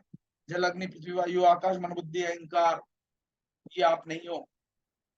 इनको बनाने वाले आप हो, यानी परम आत्मा। सब कुछ आपसे उत्पन्न हुआ है, लेकिन जिसको आपने उत्पन्न किया आप अपने आप को वही मानने लगे। प्रॉब्लम ये है। हमेशा याद रखना, जो क्रिएटर होता है वो क्रिएशन से अलग होता है। हम क्रिएटर को क्रिएशन मानने लगे। देखो यहाँ प्रॉब्लम, समस्या यहाँ से शुरू हुई है। समस्या यहाँ से शुरू हुई है। हमने माया को परमात्मा मान लिया, हमने काल को परमात्मा मान लिया। दिक्कत यहाँ से है, क्रिएट करने वाला जो है क्रिएशन को अपना मानने लग गया, अपने आप को भूल गया। समस्या यहाँ से शुरू। चलो तो हम एकादश अध्याय शुरू करते हैं। ये बताना मेरा जरूरी इसलिए था कि इसी गीता को जब आप पढ़ोगे तो भ्रम भी उत्पन्न होगा, जब तक कि तत्वदर्शी गुरु। इसीलिए भगवान को कहना पड़ा, स्वयं कहना पड़ा एक जगह कि, क्योंकि भगवान खुद ही समझा देते हैं, वहां फिर कहने की जरूरत क्या थी। इसलिए कहना पड़ा क्योंकि वो जो शरीर भगवान का था, उसके बाद भी भगवान तो रहने वाले हैं, शरीर तो हट सकता है, तो वो गुरु रूप में हमेशा आते रहेंगे। लेकिन गुरु कौन सा पकड़ना? तत्वदर्शी, जिसको तत्वों का ज्ञान हो। जिसको तत्वों का ज्ञान हो जाएगा वो नितत्व, जिसको देह का ज्ञान हो जाएगा विधेय को भी जान पाएगा। एकादश अध्याय शुरू करते हैं। अब शुरुआत में जैसा कि इस पुस्तक में साधक संजीवनी में दिया गया है कि 10वें अध्याय के अंत में भगवान ने अर्जुन पर विशेष कृपा करके कहा कि संपूर्ण जगत अर्थात अनंत सृष्टियां मेरे किसी एक अंश में है। ठीक है ना, वो तो अनंत है। अभी जैसे आपको बताया, अगर फॉर एग्जाम्पल जैसे जल है, उसका कोई आकार नहीं है, अगर वो इनफाइनाइट है तो आप देखते जाओगे चारों ओर जल ही जल। लेकिन उसको अगर कप में डाल दिया तो एक आकार हो गया, वैसा आकार हो गया जैसे में डाल दिया। ग्लास में डाल दिया, ग्लास बन गया। मटके में डाल दिया, मटका बन गया। तो भगवान कह रहे हैं कि मेरे एक अंश से है, यानी उनकी सीमा ही नहीं है, तो उसमें से जो एक जो भी निकला वो अंश हो गया भगवान का। और वह मेरा, और वह मैं तेरा सारथी बना हुआ हूं। यानी वो एक अंश, यहाँ पे भगवान ने स्वयं को एक अंश कह दिया है। समझो ध्यान से, साधक संजीवनी मोटी पुस्तक हो तो उसमें लिखा हुआ है, अगर आप लोग मेरी बातों को मैच करना चाहो तो उसमें से मैच कर सकते हो। मैं तेरा सारथी बना हूं, यानी किसी एक अंश में भगवान, यानी यहाँ भगवान स्वयं कह रहे हैं, जो बता रहे हैं, ज्ञान दे रहे हैं कि वो एक अंश। और लोग बाग जो गीता के ज्ञान को, भगवान के ज्ञान को बताना चाहते हैं, वो कहते हैं पूर्ण अंश, ये पूर्ण अवतार, फलाना अवतार, दिमाग का अवतार, और करके मतभेद पैदा कर रहे हैं। और मतभेद यानी जहां एक से अधिक कुछ है, जहां भेद है, ऊंच नीच, जात पात, दिशा, ये वो, परमात्मा से नीचे की स्थितियां हैं, वहां कोई भेद है ही नहीं, समरस है, एक है। मेरे किसी एक अंश में है, और मैं तेरा सारथी बना हुआ तेरे घोड़ों की लगाम और चाबुक लेकर बैठा हूं तथा तेरी आज्ञा का पालन कर रहा हूं। जब सब विभूतियां और योग का प्रभाव का महान आधार मैं तेरे सामने बैठा हूं, तब मुझे अलग अलग विभूतियों को जानने की क्या आवश्यकता है। इस बात को सुनकर अर्जुन की दृष्टि में भगवान की महती कृपा पर गई। तब वे बड़े आश्चर्य में डूब जाते हैं और बोल उठते हैं। अर्जुन बोलते हैं कि मदानुग्रहाय परमम वह मध्यात्म संगीतम यत्व योक्तम वचस्तेन मोहो अयम विगतो मम। तो भगवान से कहते हैं वो कि केवल मुझ पर कृपा करने के लिए आपने जो परम गोपनीय अध्यात्म विषयक वचन कहे, उससे मेरा यह मोह नष्ट हो गया है। यहाँ वो बता रहे हैं कि मेरा मोह नष्ट हो गया है। भवाप्ययो हि भूतानां श्रुतौ विस्तरशो मया, ततः कमल पत्राक्ष महात्म्यमपि चाव्ययम्। क्योंकि हे कमल नयन, संपूर्ण प्राणियों की उत्पत्ति तथा विनाश मैंने विस्तार पूर्वक आपसे सुने हैं। उत्पत्ति और विनाश समझ लो आप, पुनरपि जन्मम पुनरपि मरणम। जब तक उत्पत्ति और विनाश होता रहता है, यानी उत्पत्ति भी हो रही है और विनाश भी हो रहा है, तो वो माया के कारण। उत्पत्ति और विनाश से परे है वो, ठीक है ना। वो क्रिएटर जो है उत्पत्ति और विनाश का कारण तो है, लेकिन वो स्वयं उत्पत्ति और विनाश नहीं है। सुने हैं, और आपका अविनाशी महात्म में भी सुना है। अविनाशी महात्म में जिसका कभी नाश नहीं था, वही परमात्मा है। एवमेतद्यथात् त्वमात्मानं परमेश्वर द्रष्टुमिच्छामि ते रूपमेश्वरम पुरुषोत्तम। हे पुरुषोत्तम, आप अपने आप को जैसा कहते हैं यह वास्तव में ऐसा ही है। हे परमेश्वर, आपके ईश्वर संबंधी रूप को मैं देखना चाहता हूं। अब अर्जुन यहाँ निवेदन कर रहे हैं कि मुझे आप अपना रूप दिखाइए, ठीक है ना। तो मन्य से यदि तच्छक्यम मया द्रष्टुमिति प्रभो योगेश्वर ततो में त्वम दर्शयात्मानमव्ययम्। हे प्रभु, मेरे द्वारा आपका वह ऐश्वर्य रूप देखा जा सकता है, ऐसा अगर आप मानते हैं, हे योगेश्वर, आप अपने उस अविनाशी स्वरूप को मुझे दिखा दीजिए। अब यहाँ वो कह रहे हैं अविनाशी स्वरूप, ठीक है ना, अविनाशी स्वरूप को। तो भगवान कहते हैं पश्य में पार्थ रूपाणी शतशो अथ सहस्रश नाना विधानी दिव्यानी नाना वर्णा कृति नीचे है कि हे प्रधानंदन, अब मेरे अनेक तरह के और अनेक वर्णों तथा आकृतियों वाले सैकड़ों हजारों अलौकिक रूपों को तू देख। भगवान कह रहे हैं कि देख तू। तो वो कहते हैं कि पश्यादित्यान वसुन रुद्रान अश्विनो मरुतस्तथा बहुन्य दष्ट पूर्वाणी पश्चाश्चर्याणि भारत। ये भरत वंशोद्भव अर्जुन 12 आदित्यों को, 8 वसुओं को, 11 रुद्रों को और 2 अश्विनी कुमारों को तथा 49 मरुदगणों को देख, जिसको तूने पहले कभी नहीं देखा। ऐसे बहुत से आश्चर्यजनक रूपों को तू देख। अब जो देह काया सृष्टि बदलती रहे, ऐसा नहीं है जो अश्विनी मरुदगण जो साकार, सूर्य अभी साकार स्वरूप दिखता है, ऐसा नहीं है कि ये सूर्य नष्ट नहीं होगा। ये आकार वाला सूर्य तो एक, क्योंकि साइंस भी मानता है ये नष्ट हो जाएगा, लेकिन सूर्य के भीतर की जो शक्ति है, जो प्रकाश है, वो कभी नष्ट नहीं होगा। जो जीवन दे रहा है, ये जन्म मरण हमेशा से चलता है, चलता रहेगा। अनेकों सूर्य हैं, केवल ये एक सूर्य हमें पता है ऐसा नहीं है, एक ही सूर्य है, अनेकों ब्रह्मांड हैं, ऐसा साइंस भी मानता है। और साइंस ये भी मानने लगा है संभावना कि और भी कहीं जीवन हो सकता है, उसकी खोज जारी है। यानी ये प्रक्रिया लगातार चलती ही रहेगी। अनेकों रूप जो है भगवान के, जो भगवान के होने को संकेत देते हैं कि हाँ, कोई एक चीज है, कोई एक तत्व है, कोई एक परमात्मा है जिससे सब कुछ चल रहा है। लेकिन अविनाशी, वो नष्ट नहीं हो रहा। ये रूप आकार प्रकार बन रहे हैं, बिगड़ रहे हैं। जहाँ पर्वत थे वहां आज नदियां हैं, जहां नदियां थी वहां पर्वत है। जब कभी ये पृथ्वी सूर्य का हिस्सा थी, लेकिन आज ये पृथ्वी अलग होकर के, ठंडी होकर के जल भी है, जीवन भी है। यानी अविनाशी स्वरूप क्या है, जिससे ये पृथ्वी चल रही है, और पृथ्वी नहीं होने से पहले भी जिससे संपूर्ण सृष्टि और विनाश चल रहा था, वो शक्ति। तो देख, उसकी अभिव्यक्ति किन से हो रही है? अभिव्यक्ति हो रही है 12 आदित्य, मतलब देखो, आदित्य ने सूर्य, हमारी आत्मा का प्रकाश ही 12 सूर्य के बराबर होता है। कि 12 सूर्य, 8 वसुओं को देख, 11 रुद्रों को देख, 2 अश्विनी कुमारों को देख,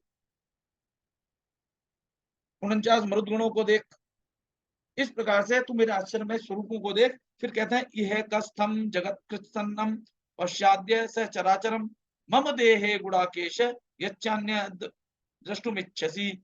हे नींद को जीतने वाले अर्जुन, मेरे इस शरीर के एक देश में चराचर सहित संपूर्ण जगत को अभी देख ले। इसके सिवाय तू और भी जो कुछ देखना चाहता है वह भी देख ले। तो बता रहे हैं भगवान, न तू माम शक्य से द्रष्टुम नैव स्वचक्षुषा दिव्यम ददामि ते चक्षु पश्य में योगमेश्वरम। अब गुरु कह रहे हैं, मैंने बताया पहले भी कि अर्जुन को आप शिष्य मानो और गुरु मानो भगवान कृष्ण, क्योंकि गुरु और शिष्य परंपरा कभी खत्म होती नहीं, एक सिखाता है और एक सीखता है। और जो गुरु होता है वही परमात्मा का वास्तविक स्वरूप होता है, सच्चा गुरु। एक होता है सांसारिक गुरु, उसको आप परमात्मा स्वरूप नहीं मान सकते, लेकिन हाँ, उसके संसार का जो ज्ञान दे रहा है वो सांसारिक गुरु। तो कहते हैं कि इस अपनी आंख यानी चर्म चक्षु से मुझे देख, ही नहीं सकता। अब चरम चक्षु से हम क्या देख सकते हैं? मूर्ति देख सकते हैं। भगवान क्या कह रहे हैं कि इन चरम चक्षु से मुझे नहीं देख सकता, तो लोग मूर्ति स्थूल शरीर को देख सकते हैं। आप मेरे शरीर को देख पा रहे हो ना, क्योंकि चरम चक्षु से तो देख सकते हो, लेकिन मेरे इस शरीर के भीतर, आपके इस शरीर के भीतर जो बैठा है, जिसको आप इस चरम चक्षु से नहीं देख सकते, उसको दिव्य चक्षु से देखा जा सकता है। तो भगवान कह रहे हैं कि ले मैं तेरे को दिव्य चक्षु देखता हूं, आप देख। तो गुरु भी आपको दिव्य चक्षु प्रदान करता है, आपको भीतर ज्ञान के माध्यम से। पहले चर्म चक्षु थे आपके, फिर ज्ञान देते हैं तो ज्ञान चक्षु जागृत होता है, आप भीतर कल्पना कर सकते हो, इमेजिनेशन पावर। और उस इमेजिनेशन से भी जब आप और आगे बढ़ते जाते हो तो दिव्य चक्षु जागृत हो जाता है। अब जो दिखाई दे रहा है वो सत्य है, यथार्थ है। समझना कि भगवान को यार दिव्य चक्षु बोलने की जरूरत क्यों पड़ी। बोल देते जिनने देख, वो दिव्य चक्षु इसलिए बोल रहे हैं कि चरम चक्षुओं से तो तू मेरी मूर्ति, मेरे शरीर को तो देख पा रहा है। अर्जुन कृष्ण जी के शरीर को देख पा रहा था या नहीं देख पा रहा? बताओ। और आज भी लोग बाग उसी शरीर में अटके हुए हैं कि वही कृष्ण, और लड़ाई भी कर रहे हैं। वो तो भगवान है, वो तो पूर्ण अवतार है। अरे भाई, भगवान को दिव्य चक्षु इसलिए बोलना पड़ा कि दिव्य चक्षु से ही परमात्मा को आप जान सकते हो। इन चरम चक्षुओं से अगर आप देख रहे थे तो वो भी माया स्वरूप आकार था। क्यों कहना पड़ा भगवान को यहाँ दिव्य चक्षु? इसलिए कहना पड़ा क्योंकि भगवान को आप दिव्य नेत्रों से ही देख सकते हो, भीतर के नेत्रों से देख सकते हो, बाहर के नेत्रों से भगवान को नहीं देख सकते। और अगर आप बाहर के नेत्रों से देख रहे हो तो वो केवल संकेत मात्र है कि भगवान जो है, जो वो आए थे शरीर धारण करके, जिन भगवान का नाम कृष्ण था, जिन भगवान का नाम राम था, उनके ये गुण थे, उनके जीवन में ये घटनाएं घटी थी, वो हम सुनते हैं इन चरम श्रवणेन्द्रियों से, वो देखते हैं इन चरम चक्षु से। लेकिन भगवान ने कहा दिव्य चक्षु ले, अब तो मुझे देख सकता है। तो वो कह रहे हैं कि न तू माम शक्य से द्रष्टुमा ने चक्षुषा दिव्यम ददामी ते चक्षु पश्य में योगमेश्वरम, कि मैं दिव्य चक्षु देता हूं, मेरी ईश्वरीय सामर्थ्य को देख, ईश्वरीय सामर्थ्य को देख। उन्होंने सामर्थ्य कहा, ये नहीं कहा मेरे। अब जो उन्होंने कहा है वो उसका चित्र है, ना कि वो रूप। लेकिन हम फिर रूपों में फंस जाएंगे। मेरे सामर्थ्य को देख, मैं कर क्या कह सकता हूं, ठीक है ना। तो कह रहे हैं कि मेरे ईश्वरीय सामर्थ्य को देख। फिर संजय कहते हैं, संजय बताते हैं कि एव मुक्त्वा ततो राजन महायोगेश्वरो हरि दर्शयामास पार्थाय परम मम रूपमेश्वरम। हे राजन, ऐसा कहकर फिर महायोगेश्वर भगवान श्री कृष्ण ने अर्जुन को परम ऐश्वर्य विराट स्वरूप दिखाया। अब दिव्य दृष्टि से विराट स्वरूप दिखाया। अब विराट स्वरूप में क्या दिखाया? अब आप कि चर्म चक्षुओं से आप यहाँ बैठ करके अमेरिका नहीं देख पा रहे, यहाँ बैठ करके कल क्या घटित हो चुका है अमेरिका में नहीं देख पा रहे, यहाँ बैठ करके आप आगे कल क्या होगा नहीं देख पा रहे। अब विराट स्वरूप में क्या होगा? भगवान यहीं पे एक देश है, यहीं बैठे बैठे अगर आपके विराट चक्षु दिव्य चक्षु भगवान ने दे दिए भीतर, अब यहीं बैठ करके चंद्रमा पे जा सकते हो, यहीं बैठ करके अनेक ब्रह्मांडों की यात्रा कर सकते हो, क्योंकि अब आप इनफाइनाइट हो गए। और ये चंद्रमा, ये सूर्य, ये लिमिटेड है। आप खुद इतने विराट स्वरूप को देख सकोगे। तो आगे कह रहे हैं अनेक वक्त्र नयन में मने का भूत दर्शनम, अद्भुत दर्शन के लिए कह रहे हैं कि अनेक दिव्याभरणम दिव्यानेको यथा युधम दिव्य माल्याम्बरधरम दिव्य गंधानुलेपनम सर्वाश्चर्यमयम देव अनंतम विश्वतोमुखम, कि जिनके अनेक मुख और नेत्र हैं, अनेक तरह के अद्भुत दर्शन हैं, अनेक लौकिक आभूषण हैं, हाथों में उठाए हुए अनेक दिव्य आयुध हैं, तथा जिनके गले में दिव्य मालाएं हैं, जो अलौकिक वस्त्र पहने हुए हैं, जिनके ललाट व शरीर पर दिव्य चंदन कुमकुम आदि लगा हुआ है, ऐसे संपूर्ण आश्चर्यमय अनंत रूपों वाले तथा सब तरफ मुखों वाले देव अपने दिव्य स्वरूप को भगवान ने दिखाया। अब यहाँ बैठ करके हिमालय पे न जाने कितने तपस्वी योगी बैठे हैं, कितनों ने जो है अनेक मालाएं, किसी ने रुद्राक्ष मालाएं पहन रखी है, किसी ने दिव्य मालाएं पहन रखी है, किसी ने पुष्प मालाएं पहन रखी है, किसी ने चंदन लगा रखा है, किसी ने कुमकुम लगा रखा है। इस पूरे पृथ्वी पे ही आपको अनेक रूप देख सकते हो क्या यहाँ बैठे बैठे? लेकिन अगर आपको दिव्य चक्षु दे दिए जाएं तो आप देख सकते हो संसार में कहाँ क्या क्या हो रहा है, कितने तरह के लोग हैं, कितनी तरह की मालाएं पहने हुए हैं, किसी ने नरमुंड पहन रखे हैं, किसी ने दिव्य मालाएं पहन रखी हैं, किसी ने हीरे के हार पहन रखे हैं, किसी ने ज्वेलरी पहन रखी है, किसी ने आयुध की अस्त्र शस्त्र चल रहे हैं पूरे संसार में, कोई राफेल खरीद रहा है, कोई फलाना खरीद रहा है, अस्त्र दिव्य अस्त्र शस्त्रों को देख वो जो है यहाँ एक देशी यानी इसी स्थान पर बैठ करके आप दिव्य नेत्र दे दिया आपको। जैसे संजय को भी दिव्य नेत्र थे, वो भी देख रहे थे, इधर कृष्ण भी वो अर्जुन भी देख रहे हैं दिव्य नेत्र। अगर आप चर्म चक्षु आंख खोल करके देखोगे तो वो कृष्ण उतने ही दिखेंगे। दिव्य नेत्र भीतर से जब जागृत होता है तो अर्जुन अब वहीं बैठ करके पूरे विश्व और ब्रह्मांड को देख रहा है। क्या देख रहा है कि अनेक तरह का मुख, राकेश जी का भी मुख मुझे दिखाई दे रहा है, मेरा भी दिखाई दे रहा है, मधु जी का भी दिखाई दे रहा है, एक साथ मैं सबको देख पा रहा हूँ यहीं बैठ करके एक देशीय स्थित होकर के दिव्य चक्षु के कारण। परमात्मा सब में है, क्योंकि परमात्मा सब में है। अब यहीं बैठकर मैं सबको देख रहा हूं, यानी मैं तीनों काल मेरे सामने, मैं भूत भी देख रहा हूँ, भविष्य भी देख रहा हूँ, वर्तमान भी देख रहा हूँ, मैं यहाँ भी हूँ और मैं यहीं बैठ करके अगर मेरे दिव्य चक्षु है तो मैं राकेश जी के घर में भी देख रहा हूं। मैं यहीं बैठ करके पूरे विश्व को देख रहा हूँ, विश्व रूप दर्शन। मैं यहीं अनेक अनेक मुख देख रहा हूँ, सुअर का मुख भी देख रहा हूँ, डॉगी का मुख भी देख रहा हूँ, दैत्यों का मुख भी देख रहा हूँ, मुंह से बड़े बड़े गहरे गहरे दांत हैं, कई कई जानवरों के सिंग जैसा मुंह भी है, ये भी है, यहीं पे बैठ करके देख रहा हूँ। ये विश्व रूप दर्शन दिव्य नेत्रों के कारण दिख रहा है। जब आपके ज्ञान चक्षु, भीतर के ज्ञान चक्षु नहीं, उससे भी आगे के चक्षु जब दिव्य नेत्र खुलेंगे तो भगवान ने इसलिए कहा है। अब ये मैं नहीं बोल रहा हूँ, मुझे तो खुद को ही नहीं पता था पहले, अगर मैं शरीर में आकर के बोलूं तो मुझे नहीं पता था मैं अगले पल क्या कहने वाला हूं, क्योंकि भगवान अब यहाँ पर आकर के बोल रहे हैं। अगर नहीं मानते हो तो मत मानो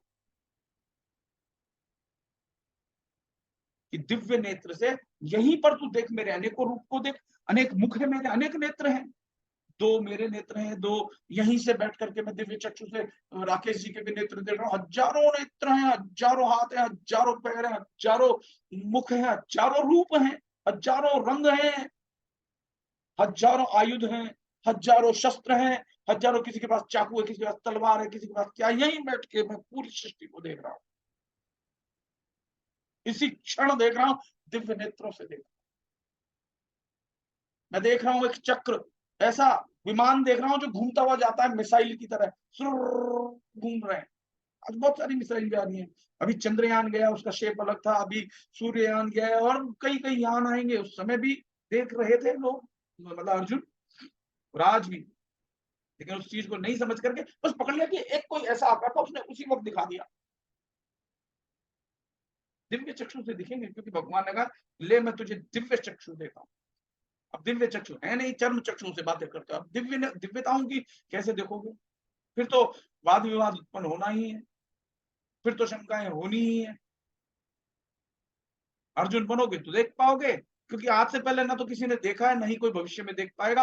अर्जुन यानी शिष्य देख पाएगा, उस समय में भी देखा था, अभी भी देख पाएगा।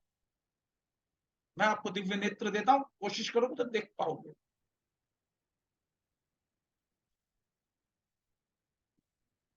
सब तरफ मुख वाले देख, पूर्व पश्चिम उत्तर दक्षिण जितनी भी दिशाएं हैं ना, आप सब जगह भीतर देखोगे तो अनेकानेक जीव है, आसमान में चील चिड़िया कौवे तोते मुख है, कहाँ नहीं है उनका विराट स्वरूप ये विश्व। इसीलिए जो वो विष्णु सहस्त्र नाम है ना, उसमें बिड़ते पहले ही सबसे पहले विश्व रूप आता है, तो भगवान का सबसे, ये पूरा यूनिवर्स ही परमात्मा है। लेकिन ये भी सीमित हो गया, वो उससे भी समझो, वो समझाने के लिए कुछ बांधना पड़ेगा ना, तभी समझ में आएगी। आकार नहीं होगा तो समझाया नहीं जा सकेगा, लेकिन उस आकार से परे है, समझो आप, वो अखंड मंडल आकार है, वो इस आकार में तो है, लेकिन इस आकार से परे वास्तविक स्वरूप तो वो है। ये आकार समझाने के लिए संकेत है। आप कैसे जानोगे बड़ी चौपड़ जाना है? कोई आकार तो होगा ना, वो आपको बताएंगे वहां एक दुकान है फलानी, ये वहां ऐसा ऐसा मिलेगा, ये आकार है, ये इशारा है। लफ्जों को राम तो नाउ ने संज्ञा है, अगर ऐसा राम राम ही होता तो फिर क्यों कहते राम से बड़ा राम का नाम?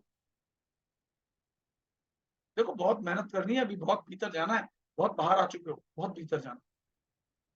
फिर भगवान कह रहे हैं कि दिवी सूर्य सहस्रस्य भवेद्युग पदुत्थिता यदि भासदृशी सा स्याद भासस्तस्य महात्मनः, कि आकाश में एक साथ हजारों सूर्यों का उदय हो जाए तो भी उनका प्रकाश मिलकर उस महात्मा विराट रूप परमात्मा के प्रकाश के समान शायद ही हो, अर्थात नहीं हो सकता। अब आप समझो कि भगवान इतना प्रकाशित है, इतना ज्ञानवान है परमात्मा, कि शायद कहा है, यहां भी शंका व्यक्त की है। शंका कौन व्यक्त करेगा? जो सीमित होगा।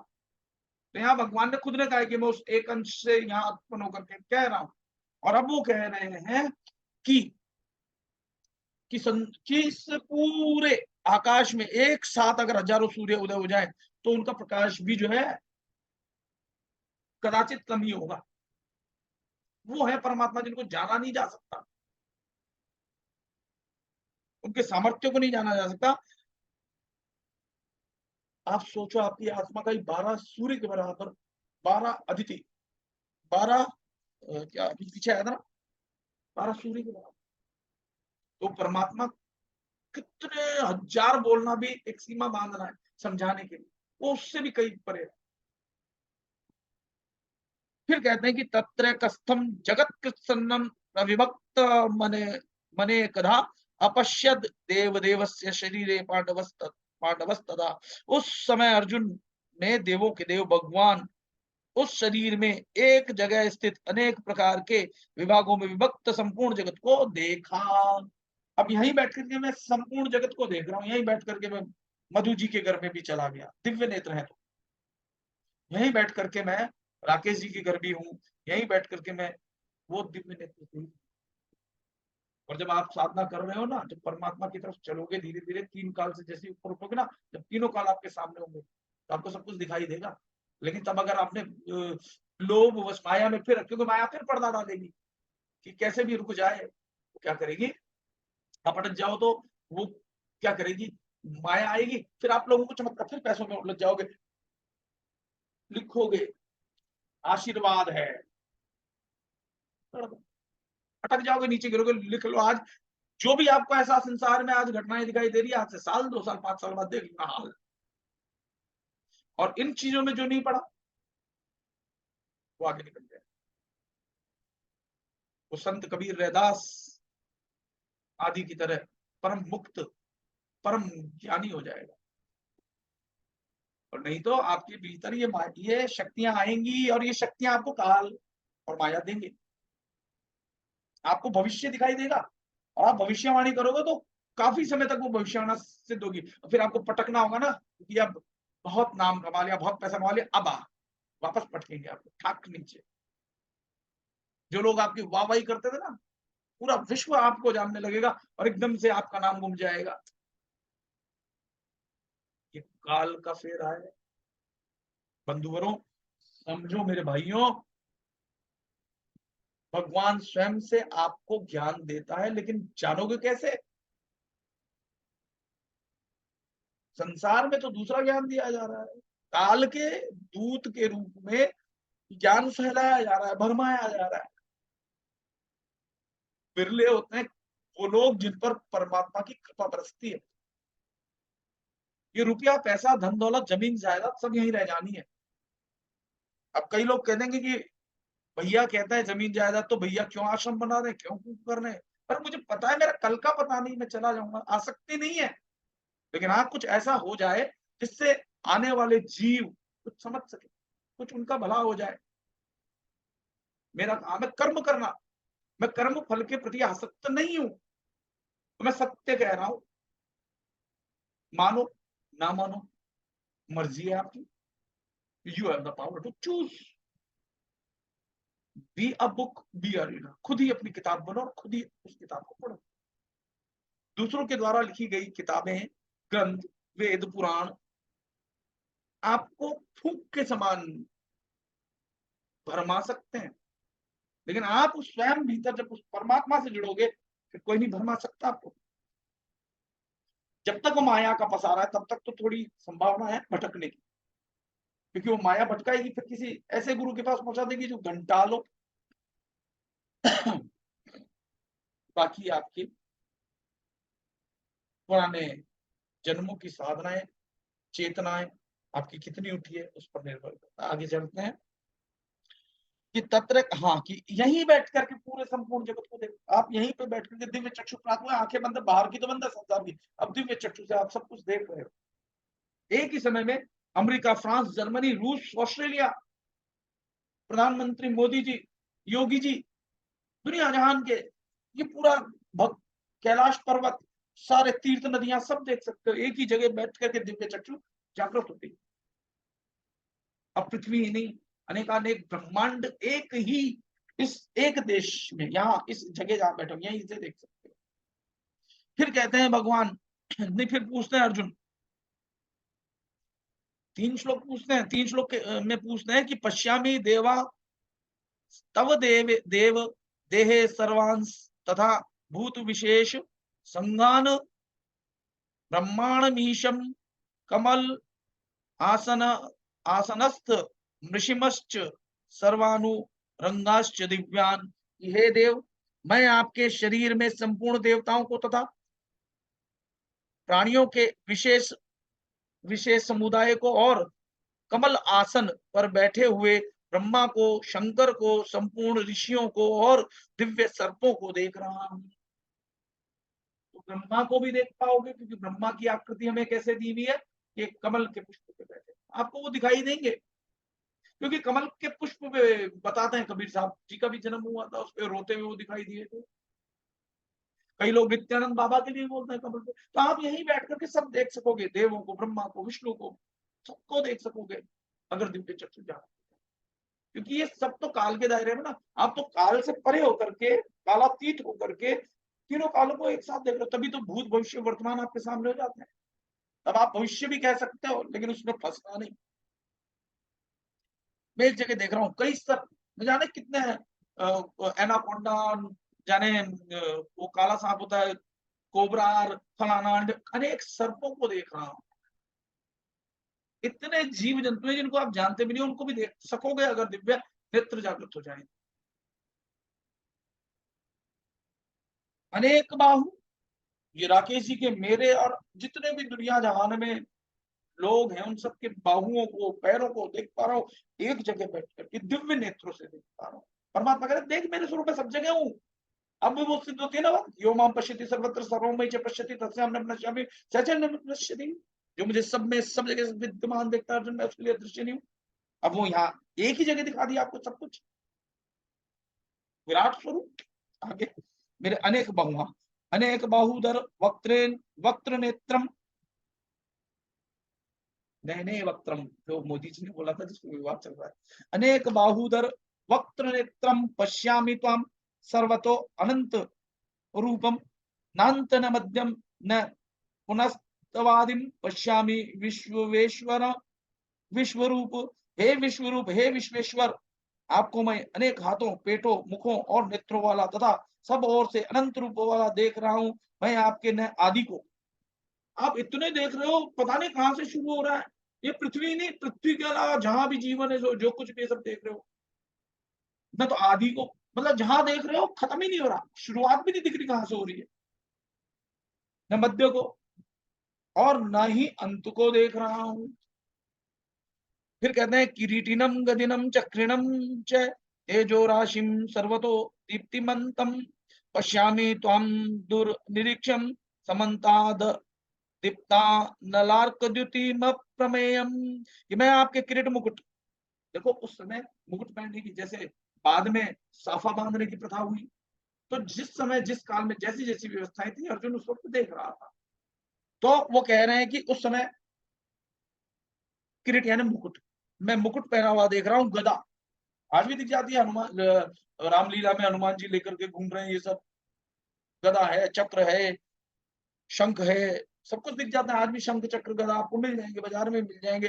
कई लोग उसको लेकर के, जो आज मिसाइल और ये वो जा रहे हैं, चक्र के समान ही जा रहे हैं, सूर्य पे जा रहा है, कोई कहीं जा रहा है, कोई अलग तरह का मिसाइल है, कोई अलग तरह का विमान है, कोई अलग तरह का हथियार है, कोई अलग तरह की नए नए इन्वेंशन होते जा रहे हैं। तो उसको देख रहा हूं। आपको तेज की राशि, सब और प्रकाश वाले दीप्यमान, सब और प्रकाशमान यानी अनेकों सूर्य हैं, ये प्रकाश भी देख रहा हूं, सूर्य, चंद्रमा, तारे, दीप्यमान, अग्नि, न जाने कहां कहां ज्वालामुखी की तरह अग्नि जल रही है। अग्नि तथा सूर्य के समान कांति वाले नेत्रों, न जाने कितने नेत्र हैं। अब जैसे सूर्य चंद्रमा को भी नेत्र कहते हैं, तो ऐसे प्रकाशमान न जाने कितने नेत्रों को मैं देख रहा हूं। नेत्रों को के द्वारा कठिनता से देखे जाने वाले, आप सूर्य को नहीं देख सकते आंखों से, चंद्र इस एक सूर्य को नहीं देख सकते, वो हजारों सूर्य की बात कर रहा है, इसलिए चर्म चक्षु से देखना असंभव है। लेकिन दिव्य चक्षु से देख रहे हैं, कठिनता से देखे जाने वाले, जाने योग्य और सब तरफ से अप्रमेय स्वरूप को देख रहा हूं। तमक्षरम परम वेदितव्यम, तमस्य विश्वस्य परम निधानम, तमव्यय शाश्वत धर्मगोप्ता सनातनस्तम पुरुषो मतो में। कि आप ही जानने योग्य परम अक्षर ब्रह्म है, आप ही इस संपूर्ण विश्व के परम आश्रय हैं, आप ही सनातन धर्म के रक्षक हैं, और आप ही सनातन धर्म समझते हो, तथाकथित जो आजकल चल रहा है सनातन धर्म, वो कह रहे हैं कि सनातन धर्म का मतलब होता है जीवन जीने की शैली, तरीका जो हमेशा से थी, अच्छा जीवन, सही जीवन जीने का जो तरीका है वो सनातन, जो हमेशा से था, है और रहेगा। सनातन धर्म, अब लोगों ने सनातन धर्म को एक दायरे में बांध दिया, वो सनातन धर्म नहीं, जो संपूर्ण मानव जाति ही नहीं, संपूर्ण सृष्टि में जितने जीव जंतु हैं उनके भले के लिए क्या होना चाहिए, क्या करना चाहिए, क्या सही है, वो सनातन धर्म के रक्षक हैं। आप ही सनातन धर्म के रक्षक हैं, और आप ही अविनाशी, जिसका कभी नाश नहीं होता है। प्रकृति तो बनती है और बिगड़ती रहती है, ये नहीं, जिसका कभी नाश नहीं होता है ना। आत्मा, एक जगह भगवान ने कहा, अहम आत्मा गुड़ाकेश, कि मैं आत्मा हूं, अविनाशी सनातन पुरुष हैं, ऐसा मैं मानता हूं। आत्मा कभी मरती नहीं, अविनाशी है, सनातन है, कभी नहीं बदलती। उसके लिए कहना है भगवान, अनादि मध्यांत मनंत वीर्य मनंत बाहुम शशि सूर्य नेत्रम पश्यामि त्वाम दीप्त हुताशु वक्त्रम स्वतेजसा विश्वमिदं तपंतम। कि आपको मैं आदि मध्य और अंत से रहित, क्योंकि वो देख ही नहीं पा रहा कि शुरू कहां से है ये सृष्टि, ये मुख, ये हाथ पैर खत्म ही नहीं हो रहे, न मैं मध्य देख पा रहा हूं और न ही मैं अंत देख पा रहा हूं। अनंत प्रभावशाली, अनंत भुजाओं वाले, चंद्र और सूर्य रूप नेत्रों वाले, प्रज्वलित अग्नि मुख रूप, अग्नि रूप मुखों, अग्नि रूप मुखों मतलब अग्नि सबको जला डालती है। ऐसे ही जो मुख से जो भक्षण कर लेता है ना, शेर उसका भक्षण कर रहा है, वो अग्नि के समान सबको स्वाहा कर दे, भक्षण करने का नाम यहाँ अग्नि वाले, अपने तेज से इस संसार को तपाते हुए देख रहा हूं। मतलब ये परमात्मा के तेज से ही संसार जो है चल रहा है। तप का मतलब प्रभाव, तपाते हुए, संसार को तपाते हुए देख रहा हूं। तो संसार में जो हम जीव बने हुए ना, हम तप रहे हैं, परेशान हो रहे हैं, कष्ट और सुख और दुख पा रहे हैं, यह तपते हुए देख रहा हूं। हे महात्मन, फिर आगे है कि द्यावा पृथिव्योरि धर्मांतरम ही व्याप्तम त्वयेकेन दिशश्च सर्वा दृष्ट्वाद भूतम रूप मुग्रम तवेदम लोकत्रयम प्रव्यथितम महात्मना। कि महात्मन, हे महात्मन, यह स्वर्ग और पृथ्वी के बीच का अंतराल और संपूर्ण दिशाएं एक आप से ही परिपूर्ण है। आपके इस अद्भुत और उग्र रूप को देखकर तीनों लोग व्यथित व्याकुल हो रहे हैं। व्याकुलता तीन लोक में ही है, क्योंकि तीन लोक किसका है? माया और मन मरी ना माया मरी, मरी मरी गया शरीर, है ना। मन और माया नहीं मरती, तीन लोक में इन्हीं का राज है। तो यहाँ तीन लोक की ही बात बताई है, तो चौथे लोक पर भी आपको चर्चा करेंगे हम, संतों ने बताई है। सतलोक, सत्यलोक, बाद में इसको सात लोक कर दिया गया, फिर भूर्भुवः स्वः महाजन तप सत्यम। इन तीन लोक से परे जाती ही मुक्ति तो तीन लोक के परे ही हो जाती है। अकथ अगम और लोग भी बताए गए हैं, लेकिन आप तो तीसरे लोक से जैसे ही चौथे लोक में पहुंचोगे परमानंद की प्राप्ति होनी शुरू हो जाएगी। फिर आगे कहते हैं अमीहि त्वाम सुर संगा विशंति केचित भीताः प्रांजलयो गृणन्ति स्वस्त्युक्त्वा महर्षि सिद्ध संगा स्तुवन्ति त्वाम स्तुतिभिः पुष्कलाभिः, कि वे ही देवताओं के समुदाय आप में प्रविष्ट हो रहे हैं, उनमें कई तो भयभीत होकर हाथ जोड़े हुए आपके नामों और गुणों का कीर्तन कर रहे हैं। महर्षियों और सिद्धों के समुदाय कल्याण हो मंगल हो ऐसा कहकर उत्तम उत्तम स्तोत्रों के द्वारा आपकी स्तुति कर रहे हैं। तीन लोक में यही चलता है। मैं तीन लोक से परे की बात आपको आने वाले समय पर बताऊं। तीन लोक काल और माया के हैं।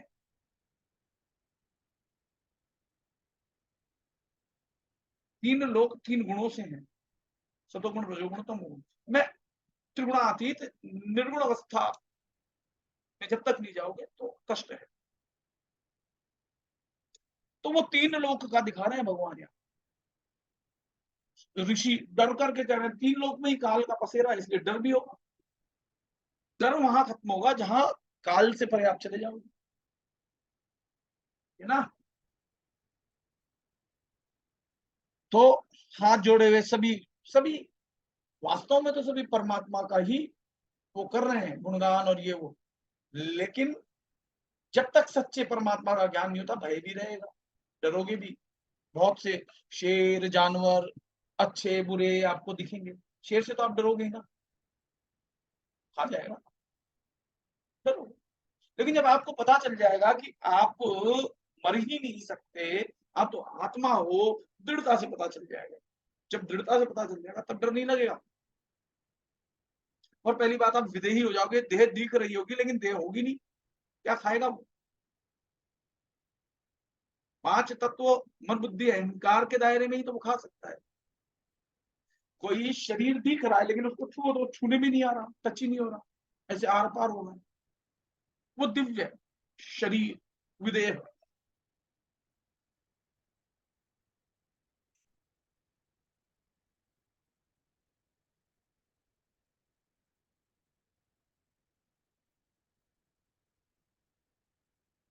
तो कहने का तात्पर्य ये है, समझो तरह की चेतना को जागृत होने दो। एक चीज हटा दो सब चीजें समाप्त हो जाएंगी। कामना, इच्छा नहीं। और फिर जो कर्म आ जाए उसको करते चलो, और उस कर्म से जो फल हो जाए उत्पन्न उसको सेवा में लगाते चलो। बस यही ज्ञान दिया है गीता कि कर्मण्येवाधिकारस्ते मा फलेषु कदाचन। कर्म में ही तेरा अधिकार है, फल में नहीं। क्योंकि फल में अधिकार पूर्वक आपने उसको ग्रहण कर लिया, फिर फंस जाओ। फिर कह रहे हैं कि रुद्रादित्या वसवो ये साध्या विश्वे अश्विनौ मरुतश्चोष्म पाश्च गंधर्व यक्षा सुर सिद्ध संगा वीक्षन्ते त्वाम विस्मिताः चैव सर्वे, कि जो 11 रुद्र 12 आदित्य 8 वसु 12 साध्यगण 10 विश्वे देव और 2 अश्विनी कुमार, इन सबको जोड़ोगे तो 33 हो जाएंगे। कोटि 33 प्रकार के योनियां है ना। तथा 49 मरुदगण। अब ये 49 मरुदगण एक ही कितना है, ठीक है ना। और गरम गरम भोजन करने वाले तथा गंधर्व यक्ष असुर और सिद्धों के समुदाय, वे सभी चकित होकर आपको देख रहे हैं, जान ही नहीं पा रहे, इसलिए चकित होकर के देख रहे हैं। जिसको आप जानते हो चकित नहीं होगे, जिसको नहीं जानते तो आश्चर्यचकित हो गए। ऐसा हो गया। तो कोई भी भगवान को नहीं जान पा रहा, इसलिए सभी चकित होकर के देख रहे हैं। तो रूपम महते बहुवक्त्र नेत्रम, मोदी जी ने ये बोला था, बहुवक्त्र नेत्रम, कुछ और नहीं बोला। रूपम महते बहुवक्त्र नेत्रम महाबाहो बहु बाहुरूपादम बहुधरम बहुदंष्ट्राल करालम दृष्ट्वा लोकः प्रव्यथितास्तथाहम। हे महाबाहो, आपके बहुत मुखों वाले और नेत्रों वाले, बहुत भुजाओं और जंघाओं और चरणों वाले, बहुत उदरों वाले, बहुत विकराल दाढ़ों वाले। कितने ही पशु पक्षी विकराल दाढ़ों वाले होते हैं, कितने पक्षी नहीं पशु। रूपम, रूप को देखकर सब प्राणी व्यतीत हो रहे हैं तथा मैं भी व्यतीत हो रहा हूँ। अब आप देखो शेर का जैसा मुख दिख जाए, शेर ही दिख जाए तो आप व्यतीत होगे नहीं होगे, डर से आपको होगे नहीं होगे। ऐसे वो भी हो रहा है अर्जुन, जब एक ही जगह सब कुछ देख रहा है, पूरे विश्व रूप को देख रहा है, भगवान सर्वत्र व्याप्त है और वो डरावने रूप को देख रहा है जहां काल तपस आ रहा है, तो डरेगा ही, नेचुरल सी बात है। फिर कहते हैं कि नभम स्पृशम दीप्त मनेक वर्णम व्यात्ताननम दीप्त विशाल नेत्रम दृष्ट्वा ही त्वां प्रव्यथितांतरात्मा धृतिम न विन्दामि शमं च विष्णु। क्योंकि हे विष्णु, आपके दैदीप्य अनेक वर्ण हैं, आप आकाश को स्पर्श कर रहे हैं, अर्थात सब तरफ से बहुत बड़े हैं। आकाश को स्पर्श कैसे करेंगे? आकाश, लेकिन चलो यानी सीमित हो गए, विष्णु यानी सीमित। आपका मुख फैला हुआ है, आपके नेत्र प्रदीप्त और विशाल हैं, ऐसे आपको देखकर भयभीत अंतःकरण वाला मैं धैर्य और शांति को प्राप्त नहीं हो रहा हूं। फिर वो कहते हैं कि दंष्ट्रा करालानि च ते मुखानि दृष्ट्वैव कालानल सन्निभानि दिशो न जाने न लभे च शर्मा प्रसीद देवेश जगन्निवास। कि आपके प्रलय काल की अग्नि के समान प्रज्वलित और दाढ़ों के कारण विकराल भयानक मुखों को देखकर न तो दिशाओं का ज्ञान हो रहा है, जब डर आ जाता है तो दिशा विशा सब निकल जाता है दिमाग से, तो डर के कारण ना तो दिशाओं का ज्ञान हो रहा है और न शांति ही मिल रही है। जब आपके दिमाग में भय होगा तो अशांत हो जाएगा मन। अगर कोई अभी कह दे कि आपका मकान जो है ना गवर्नमेंट ऑक्यूपाई कर रही है, बस दिशा विशा सब खत्म हो जाएगा, शांति खत्म हो जाएगी। कैसे बचाऊं मेरे मकान को, कैसे बचाऊं, एक्वायर कैसे हो सकता, मैं तो पैसे दिए। हो जाएगा कि नहीं हो जाएगा? अभी ये आपको भले ही नहीं लग रहा हो, लेकिन अगर आप भविष्य देख पाओगे, जब आप तीनों काल को देख पाओगे तो समझ पाओगे जो मैं कह रहा हूँ। अभी कोई कहता है आपका मकान तो जो है अतिक्रमण में उड़ाया जाएगा, बुलडोजर चलेगा जी इस पे, हो गई अशांति। हे देवेश, हे जगन्निवास, प्रसन्न होइए। प्रसन्न होने के लिए मैंने, जब कोई गुस्सा करता है, हमें मारने के लिए आ जाता होगा, मुझे माफ कर दो, आप थोड़ा सा सुनो ना, सुनो, थोड़ा शांत हो ना, please please please.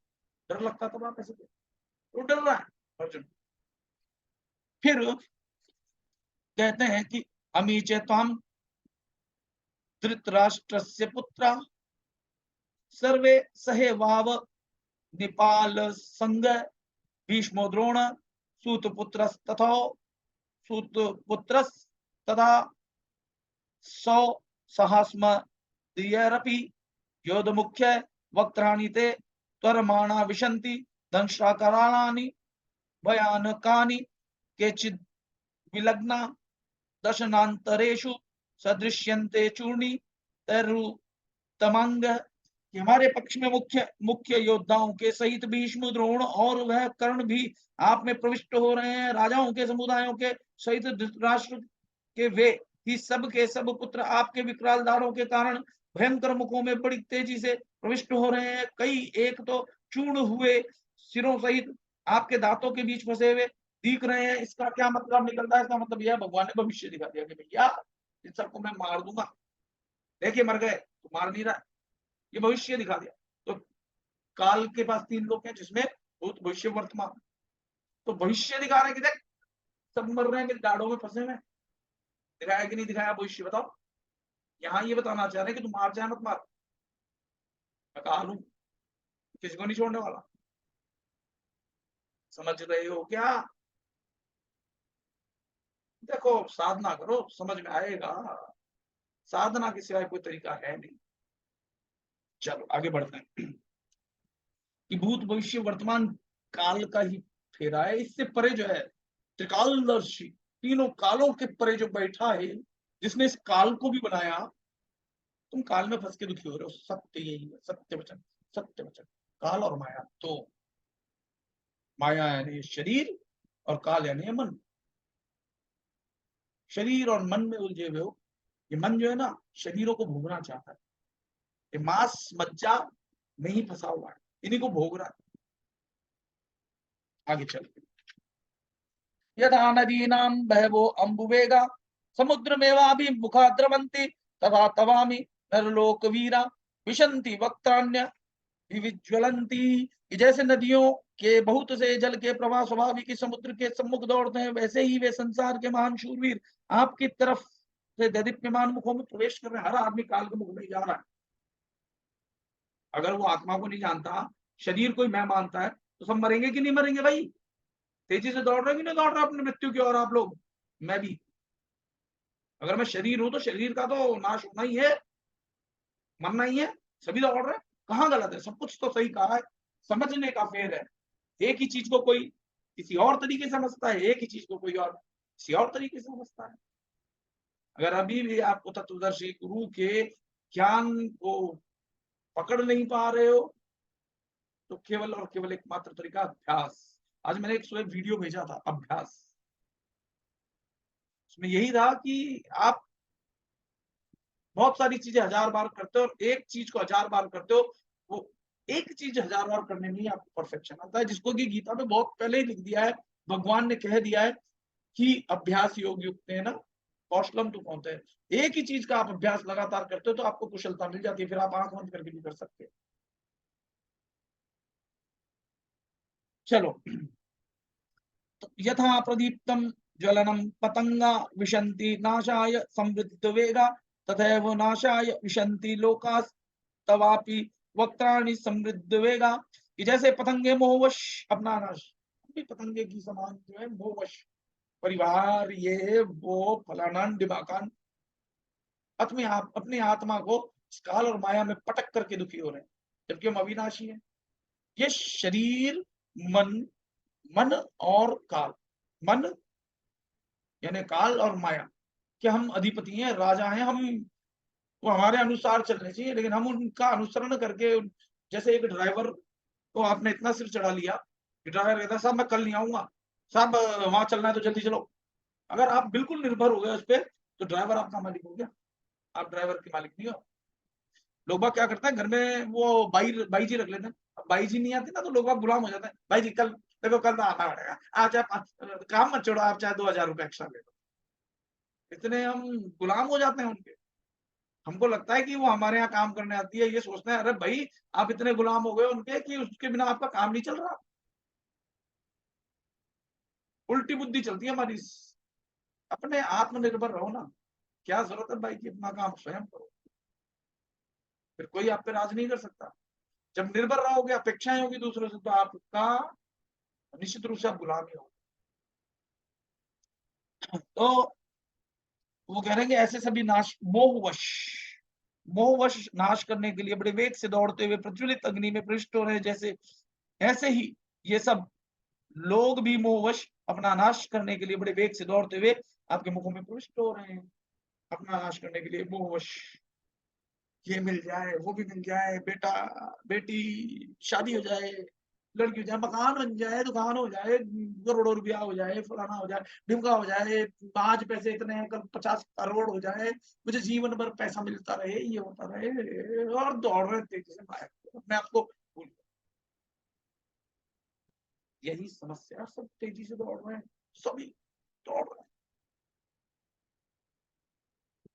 Lalita Rudram, अरे अपने आप को जान लो, ललिता रुद्रम पुत्रम सब पीछे भागते जाएंगे, माया नहीं आया तो मेरा नाम बदल देना।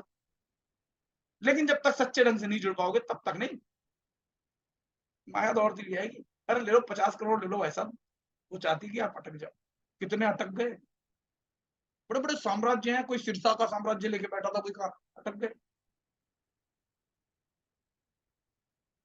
कोई मॉरिशियस चला गया, कोई कहीं जाके बैठ गया, कोई कहीं जाके बैठ गया, फंसते जा रहे। माया इतनी दुष्कर है,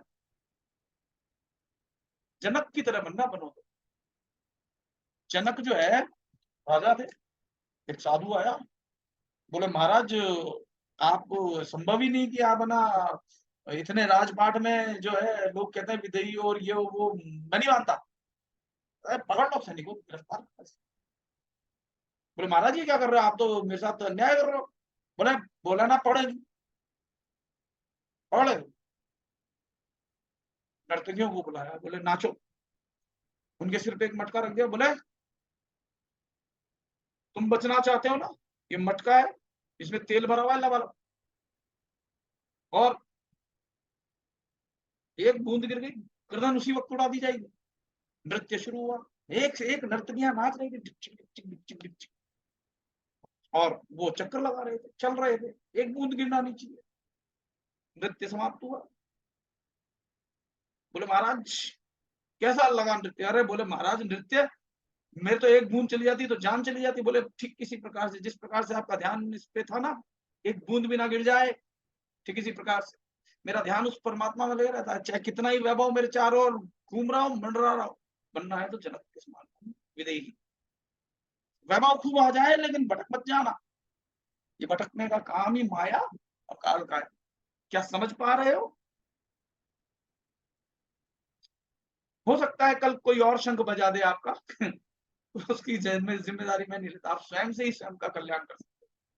मैं कोई कल्याण नहीं करूंगा, मैं तो बता सकता हूँ सच ये है, ये सच है, ये माया, ये कहा है। मैं बता सकता हूँ आपका कल्याण आपको अपने आप से ही करना होगा, ऐसा भगवान ने भी कहा। You have the power to choose. ज्ञान से भी दो चीजें उत्पन्न होगी, ज्ञान और अज्ञान, और जो सच्चा ज्ञान है वही ज्ञान। आगे चलते हैं।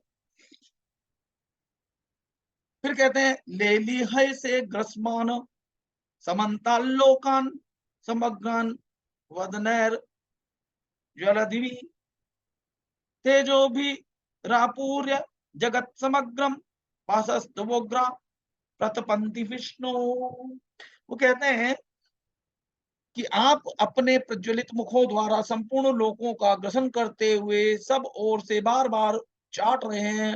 हे विष्णु, आपका उग्र प्रकाश अपने तेज से संपूर्ण जगत को परिपूर्ण करके सबको तपा रहा है, यानी कष्ट दे रहा है। तपने से मतलब, तप का मतलब ही कष्ट होता है। अगर आप तप करते हो, यानी कष्ट को सहन करते हो, क्षमता बढ़ाते हो, तो आप तपस्वी बन जाते हो।